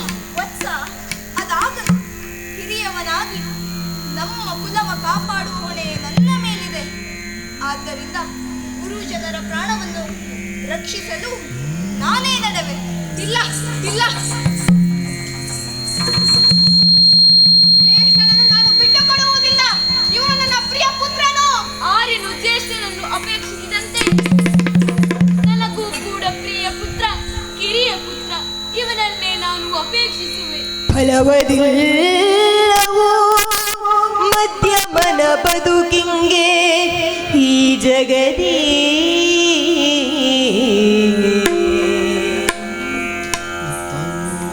ತಾಯಿ ತಂದೆಯವರಿಗೆ ಅನಿಷ್ಟನಾದವನು ಇನ್ನು ಯಾರಿಗೆ ಪ್ರೀತನಾದೆನು? ನಾನು ಪ್ರೀತನಾಗಿದ್ದೇನೆ. ಬೇಗ ಬಾ. ನಾನಿದ್ದೇನೆ. ತಾತ, ಕುಲವ ಕಾಪಾಡುವ ಹೊಣೆಯ ಹೊತ್ತು ನಡೆಯುತ್ತಿಹನು ಯಮನನ ಮನೆಗೆ. ಮಗನೇ, ಗುರುಜನರ ಪ್ರಾಣಕ್ಕೆ ಬದಲಾಗಿ ಬ್ರಹ್ಮಲೋಕವೇ ಸಿದ್ಧಿಸಲಿ ನಿನಗೆ ಅನುಗ್ರಹಿತನಾದೆ. ಅಮ್ಮ, ನಿಮಗೂ ವಂದಿಸುತ್ತೇನೆ. ಕಾಲ ಕಾಳು ಎಂದು ನನ್ನ ನಾಲಿಗೆ ನುಡಿಯುತ್ತಿದೆ. ಆದರೆ ಮನಸ್ಸಿಗೆ ಗೊತ್ತಿದೆ ಅಲ್ಲವೇ ಸತ್ಯ ವಿಚಾರ. ಅನುಗ್ರಹಿತನಾದೆ. ಅಗ್ರಜ, ವಂದಿಸುತ್ತೇನೆ. ನೀನು ಮಾಡುತ್ತಿ. ನೀನು ಮಾಡು. ನೀನು ಕೊಟ್ಟಂತಹ ಭಿಕ್ಷೆ. ಅನುಗ್ರಹಿತನಾದೆ. ಆರ್ಯ, ವಂದಿಸುತ್ತೇನೆ. ಸ್ವಸ್ತಿ. ಅನುಗ್ರಹಿತನಾದೆ.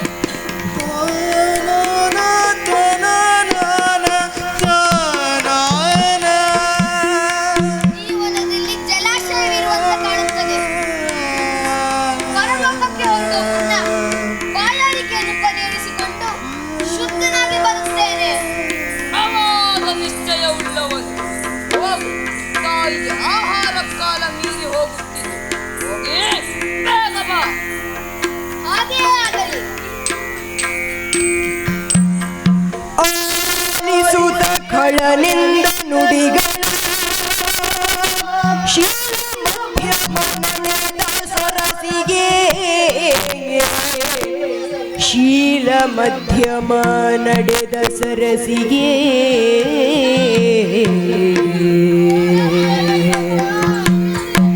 ಸಾಲದ ಪುಣ್ಯ ಫಲಗಳು ಎಂದೆನುತ ಮರುಗಿ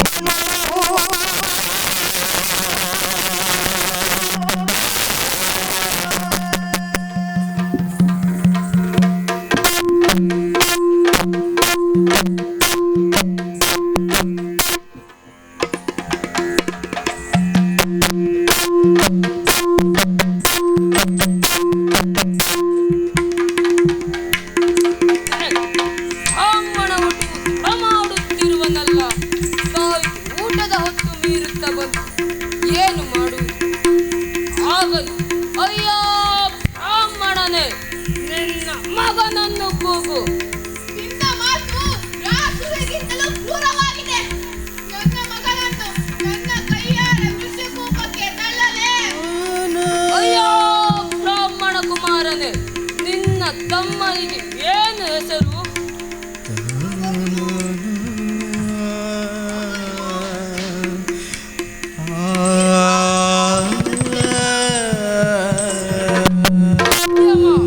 ಮಧ್ಯಮನೆಂಬುದು ಇವನಿಗೆ ಚೆನ್ನಾಗಿ ಒಪ್ಪುತ್ತದೆ. ನಾನೇ ಕೂಗುತ್ತೇನೆ.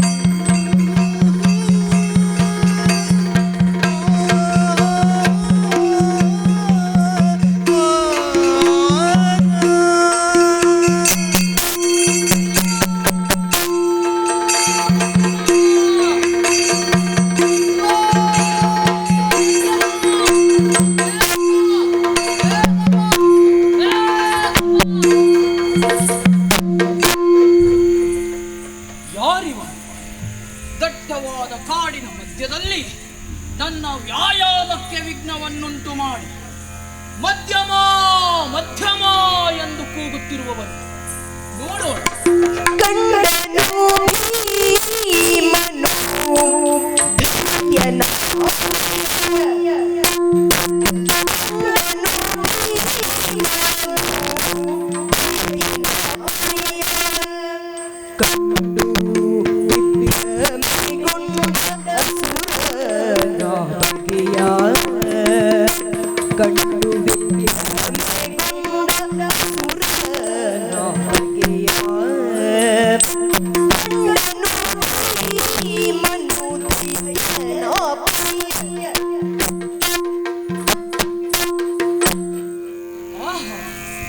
ಈ ಪುರುಷನು ಎಷ್ಟು ರಮ್ಯನಾಗಿದ್ದಾನೆ.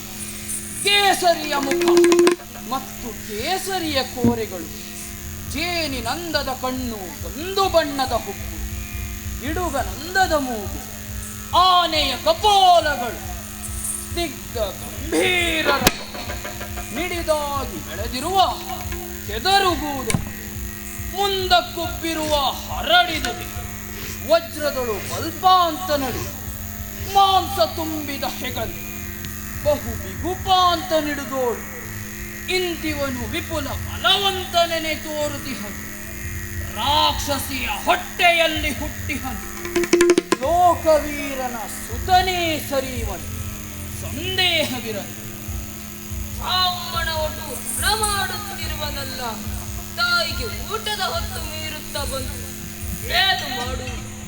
ಹಾಗಾಗಿ ಗಟ್ಟಿಯಾಗಿ ಕೂಗುತ್ತೇನೆ, ಅಯ್ಯೋ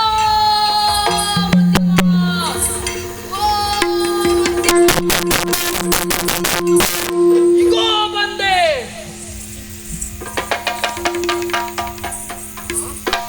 ಇವನು ಬ್ರಾಹ್ಮಣ ವಟುವಲ್ಲ, ಯಾರಿವನು?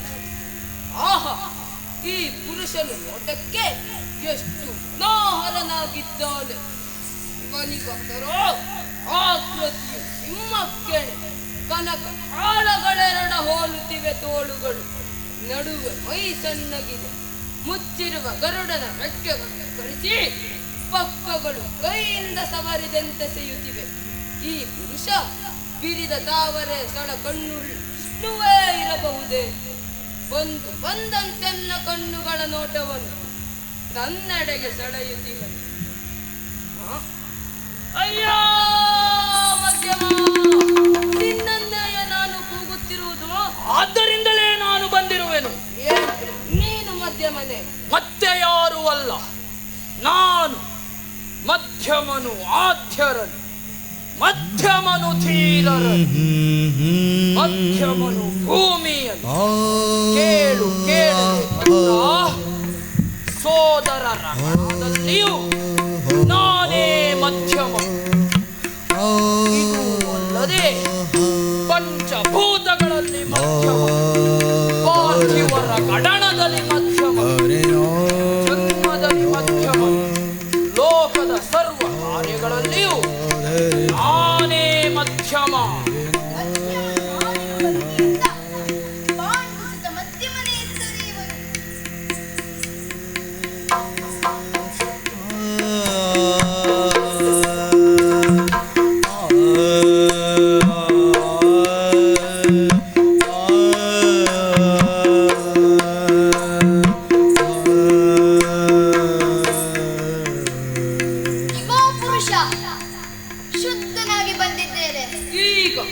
ಈಗ ಬಂದಿರುವನು ಮಧ್ಯಮ.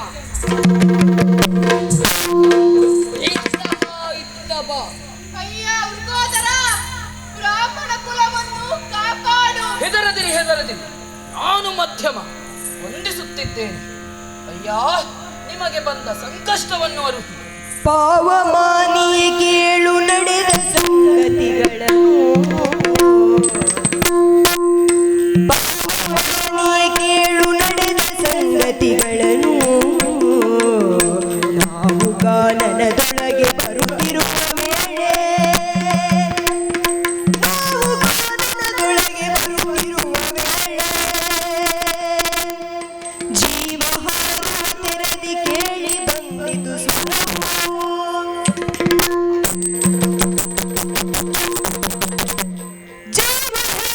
ತೆರೆದಿ ಕೇಳಿ ಬಂದಿತು ಸ್ವರವು. ಸಾವಿನುಡೆಯನ ತೆರೆದಿ ಬಂದ ನಿವನು, ಸಾವಿನುಡೆಯನ ತೆರೆದಿ ಬಂದ ನಿವನು, ಸಾವಿನುಡೆಯನ ತೆರೆದಿ ಬಂದ ನಿವನು. ಈಗ ಇವನು ಬ್ರಾಹ್ಮಣರ ದಾರಿಗೆ ಅಡ್ಡ ಬಂದು ವಿಘ್ನವನ್ನುಂಟು ಮಾಡಿದನು. ಇವನನ್ನು ನಿಗ್ರಹಿಸಿ ಬಿಡುತ್ತೇನೆ. ಯಲಾಧಮ, ಶ್ರೇಷ್ಠರಾದ ವಿಪ್ರೋತ್ತಮರನ್ನು ತಡೆದು ಹೀಗೆ ಪೀಡಿಸುವೆಯಲ್ಲ. ನಿನಗೆ ಸಂಸ್ಕಾರ ಕೊಟ್ಟವರು ಯಾರು? ಅನ್ಯರನ್ನು ಹಿಂಸಿಸಿ ಅದಾವ ಸುಖವ ಪಡೆವೆ ನೀನು. ಒಳ್ಳೆಯ ಮಾತಿನಲ್ಲಿ ಹೇಳುತ್ತಿದ್ದೇನೆ, ಆರ್ಯರನ್ನು ಬಿಟ್ಟು ಕಳುಹಿದರೆ ಒಳಿತು. ಅಸಾಧ್ಯದ ಮಾತು, ಬಿಡುವುದಿಲ್ಲ. ನಮ್ಮ ತಂದೆಯವರು ಬಂದು ಬಿಡುವಂತ ಹೇಳಿದರು ಬಿಡುವುದಿಲ್ಲ. ತಾಯಿಯ ಆಜ್ಞೆಯ ನಾನು ಈ ಕಜ್ಜವ ಮಾಡುತ್ತೀನಿ. ಓಹೋ, ತಾಯಿಯ ಮಾತನ್ನು ಉಳಿಸುವುದಕ್ಕಾಗಿ ಬಂದೆ ಏನು? ಒಂದು ಮಾತನ್ನು ಕೇಳಲೇ? ಹೇಳು, ನಿನ್ನ ತಾಯಿಯ ಹೆಸರೇನು? ನನ್ನ ಜನನಿ ಹಿಡಿಂಬೆ ಎಂಬ ಹಿಡಿಂಬ ದೈತ್ಯನ ತಂಗಿ ಪಾಂಡುಸುತ ಶತಗ್ರಜ ತ್ರಾಣಿಯ ಮಡದಿ ಎನ್ನಬ್ಬೆ. ಓಹೋ, ಇವನು ಹಿಡಿಂಬೆಯ ಮಗ. ಹಾಗಾದರೆ ಈ ಗರ್ವವು ಇವನಿಗೆ ತಕ್ಕದ್ದೇ. ರೂಪದಲ್ಲಿ, ಸತ್ವದಲ್ಲಿ, ಬಲದಲ್ಲಿ ಈತನು ತನ್ನ ಪಿತೃಗಳನ್ನೇ ಹೋಲುವನು. ಅಯ್ಯ, ಇವನನ್ನು ಬಿಟ್ಟು ಬಿಡುವುದಿಲ್ಲ. ಆರ್ಯರೇ, ನಿಮ್ಮ ಮಗನನ್ನು ಹಿಂದಕ್ಕೆ ಕರೆದುಕೊಳ್ಳಿ.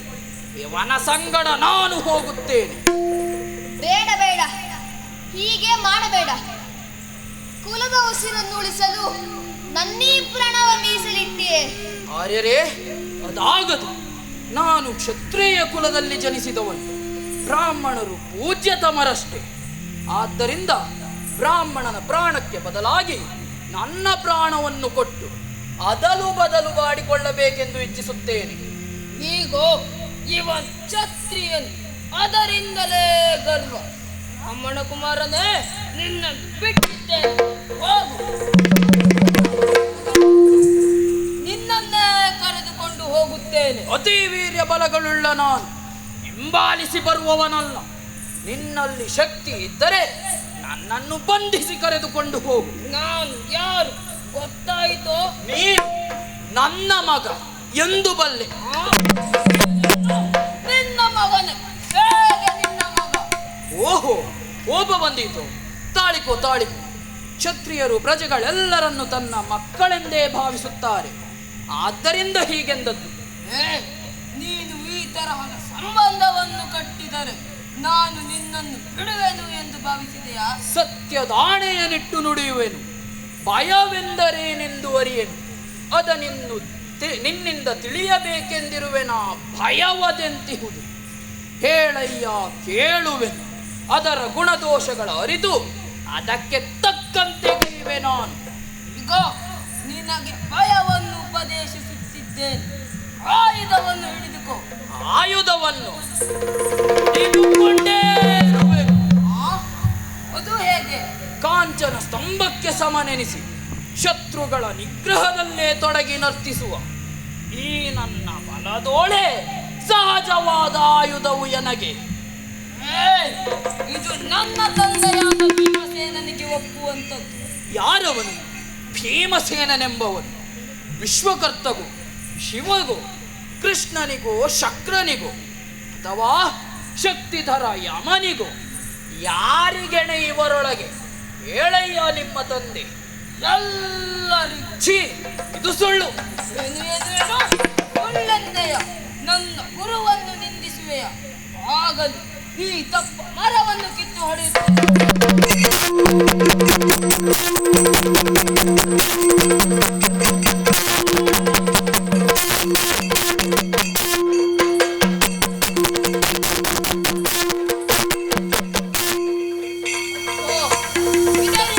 ಇವನನ್ನು ಕೊಲ್ಲುವುದಕ್ಕೆ ಶಕ್ಯವಾಗಲಿಲ್ಲ. ಇನ್ನೇನು ಮಾಡುವುದು? ಬೆಟ್ಟದ ಕೋಡುಗಳನ್ನು ಕಿತ್ತು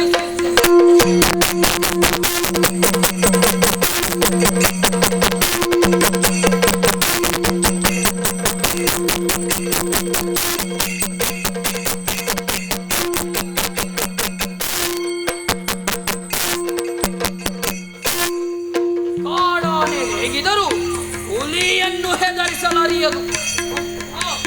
ಇದರಿಂದಲೂ ಇವನನ್ನು ಕೊಲ್ಲುವುದಕ್ಕೆ ಶಕ್ಯವಾಗಲಿಲ್ಲ. ಏನು ಮಾಡಲು? ಆಗಲು ಗೊತ್ತಾಯಿತು. ಭೀಮಸೇನನ ಮಗ, ಆರ್ಜುನನ ಮೊಮ್ಮಗ. ನಾನು ವಿವಾಹವಾಗದ ನಿನಗೆ ಶ್ರಮದಿಂದ ಇಲ್ಲೀಗ ಚೆನ್ನಾಗಿ ತಂದಿದ್ದೆ ನಾನು. ಆ ಮುಂದೆ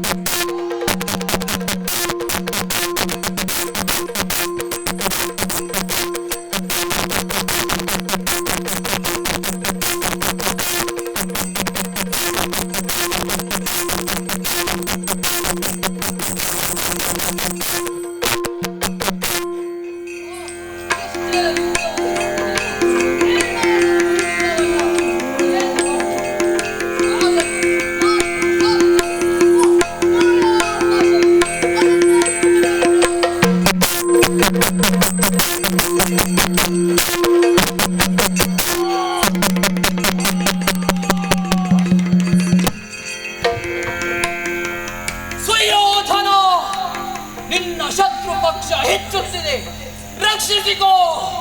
ಒಪ್ಪಂದ ನೆನಪಿದೆಯಲ್ಲವೇ? ಹೌದು, ಒಪ್ಪಂದ ನೆನಪಿದೆ. ನಿನಗೆ ಸೋತಿದ್ದೇನೆ, ನಡೆ ಮುಂದೆ.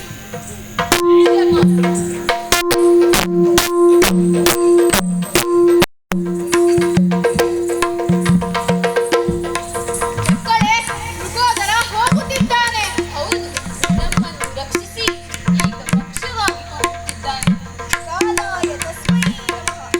ಸರಿ, ನಾವು ಮುಂದೆ ಹೋಗೋಣ.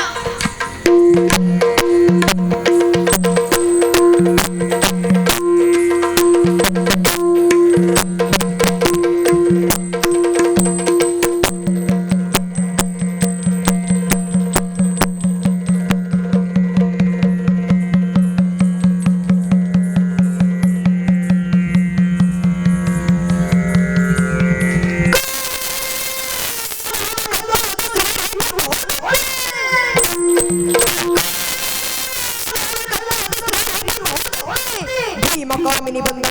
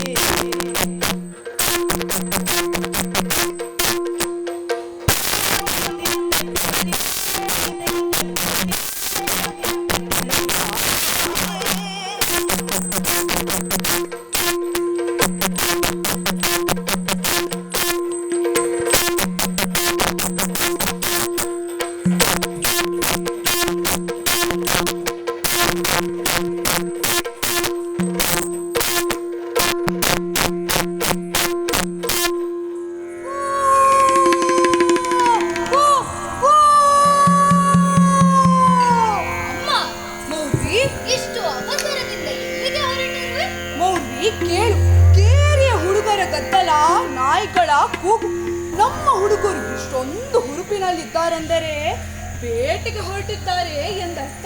ಅದಕ್ಕೆ ನೀನು ಹೋಗುವೆಯಾ? ಯಾಕೆ ನಾನು ಹೋಗಬಾರದೆ? ಹಾಗಲ್ಲ ಅಮ್ಮ, ನೀನು ಉಪವಾಸದ ಆಯಾಸದಲ್ಲಿರುವೆ. ಅದರ ಮೇಲೆ ನಿನಗೆ ವಯಸ್ಸಾಗಿದೆ, ಅದಾದರೂ ತಿಳಿದಿದೆ ನಿನಗೆ? ನನಗೆಂತ ಮಹಾ ವಯಸ್ಸಾಗಿದೆ ಹೇಳು. ನೀನಿನ್ನು ನನಗೊಂದು ಮಗುವ ಕೊಡಲಿಲ್ಲ. ಮೊಮ್ಮಕ್ಕಳ ಜೊತೆಗೆ ಆಡದೆ ಮುಪ್ಪು ಹೇಗೆ ಬಂದಿತ್ತು ನನಗೆ? ಆಯ್ತಮ್ಮ, ನೀನಿನ್ನೂ ಹದಿಹರೆಯ ಹುಡುಗಿ, ಆದರೆ ಉಪವಾಸದಲ್ಲಿದ್ದೀಯಲ್ಲ. ಉಪವಾಸ ನಮ್ಮ ಕುಲಕ್ಕೆ ಬಂದ ವರಪ್ರಸಾದ. ಉಪವಾಸದಿಂದ ನಮಗೆ ಆಯಾಸವಾಗುವುದಿಲ್ಲ, ನೀನು ಚಿಂತಿಸಬೇಡ. ಆಯ್ತಮ್ಮ, ನಿಮ್ಮ ಮಗ ಬರುವ ತನಕವಾದರೂ ಕಾಯಬಹುದಲ್ಲ. ಅವರು ಹೋಗಿ ಬಹಳ ಸಮಯವಾಯಿತು, ನನಗೆ ಆತಂಕವಾಗುತ್ತಿದೆ. ಅಯ್ಯೋ ಯಾಕೆ, ನನ್ನ ಮಗ ನಮ್ಮ ಕೇರಿಯಲ್ಲಿರುವ ಎಲ್ಲರನ್ನೂ ಮೀರಿಸುವಂತಹ ವೀರ. ಆತನ ತಂದೆಯ ಪೌರುಷ ಆತನಲ್ಲಿ ತುಂಬಿದೆ, ಆತಂಕ ಪಡಬೇಡ.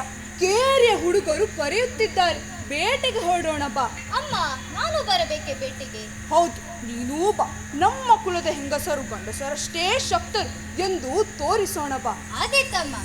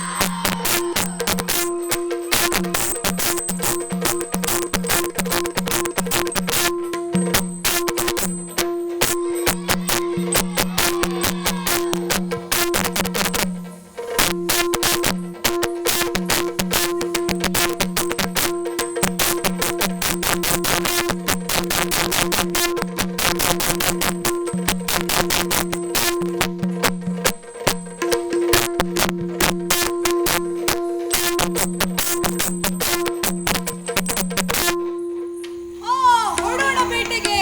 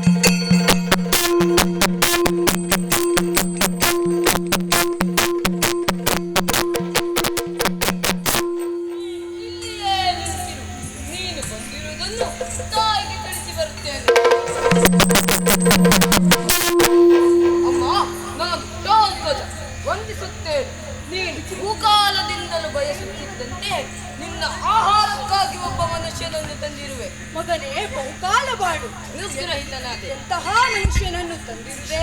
ಅಮ್ಮ, ಮಾತಿನಲ್ಲಿ ಮಾತ್ರ ಮನುಷ್ಯ, ವೀರ್ಯದಲ್ಲಲ್ಲ. ಬ್ರಾಹ್ಮಣನೇ? ಬ್ರಾಹ್ಮಣನಲ್ಲ. ಹಾಗಾದರೆ ಮುದುಕನೇ? ಮುದುಕನಲ್ಲ. ಹುಡುಗನೇ? ಹುಡುಗನೂ ಅಲ್ಲ. ಹಾಗಾದರೆ ಆ ಮನುಷ್ಯನನ್ನು ಕರೆದುಕೊಂಡು ಬಾ. ಆದಿತ್ಯ.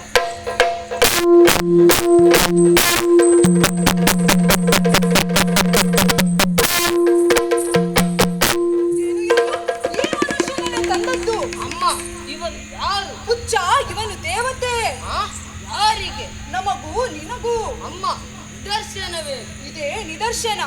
ಆರ್ಯಪುತ್ರನಿಗೆ ಜಯವಾಗಲಿ. ಯಾರಿವಳು? ಓ ದೇವಿ ಹಿಡಿಂಬೆ.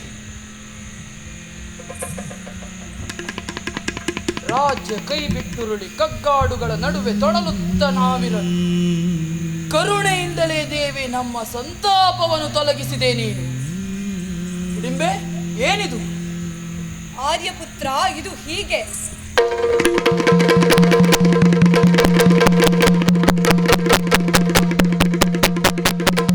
ಓ, ಜಾತಿಯಲ್ಲಿ ರಾಕ್ಷಸಿ, ನಡತೆಯಲ್ಲ. ಹುಚ್ಚ, ತಂದೆಯನ್ನು ವಂದಿಸು. ತಂದೆಯೇ, ನಾನು ಆ ಧಾರ್ತರಾಷ್ಟ್ರ ವನಕ್ಕೆ ಕಾಡು ಕಿಚ್ಚಾದ ಘಟೋದ್ಗಜನ್ ವಂದಿಸುತ್ತೇನೆ. ಪುತ್ರನ ಚಪಲತೆಯನ್ನು ಮನ್ನಿಸಬೇಕು. ತಂದೆಯೇ, ಪಾಶವನ್ನು ಬಿಡಿಸುತ್ತೇನೆ. ಅರಿಯದೆ ನಿನಗೆ ಮೊದಲು ವಂದಿಸಲಿಲ್ಲ. ಮಗನ ತಪ್ಪನ್ನು ಮರೆತು ಅನುಗ್ರಹಿಸಬೇಕು. ಬಾ ಮಗನೇ ಬಾ. ನೀನು ಕ್ರಮ ತಪ್ಪಿ ನಡೆದದ್ದು ಮನೋಹರವಾಗಿ. ಧಾರ್ಥ ರಾಷ್ಟ್ರವನಕ್ಕೆ ಕಾಡು ಕಿಚ್ಚಿನಂತಹ ಮಕ್ಕಳನ್ನೇ ನಿನ್ನ ಪಿತೃಗಳು ಬಯಸಿದ್ದು. ಅತಿ ಬಲ ಪರಾಕ್ರಮಶಾಲಿಯಾಗಿ ಅನುಗ್ರಹಿತನಾದೆ.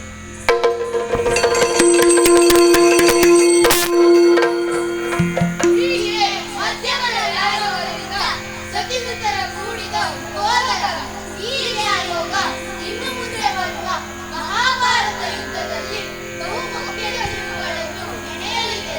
ಇದೆಲ್ಲ ಆ ಸರಸಿನ ನಾಮದ ಹಕ್ಕು ಎಲ್ಲರಿಗೂ ಮಂಗಳವಾಗಲಿ.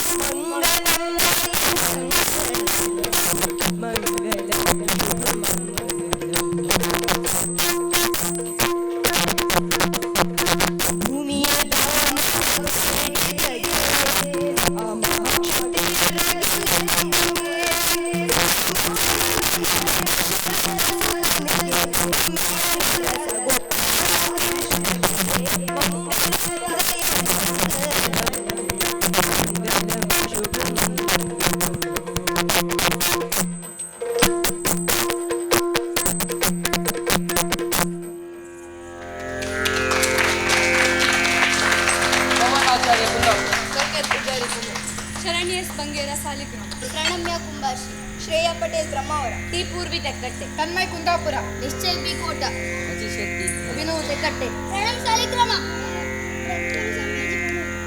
ತೆಕ್ಕಟ್ಟೆ, ಗೋಪಾಡಿ, ಸಾಂಗ್ಲಿ ಎಸ್ ತೆಕ್ಕಟ್ಟೆ,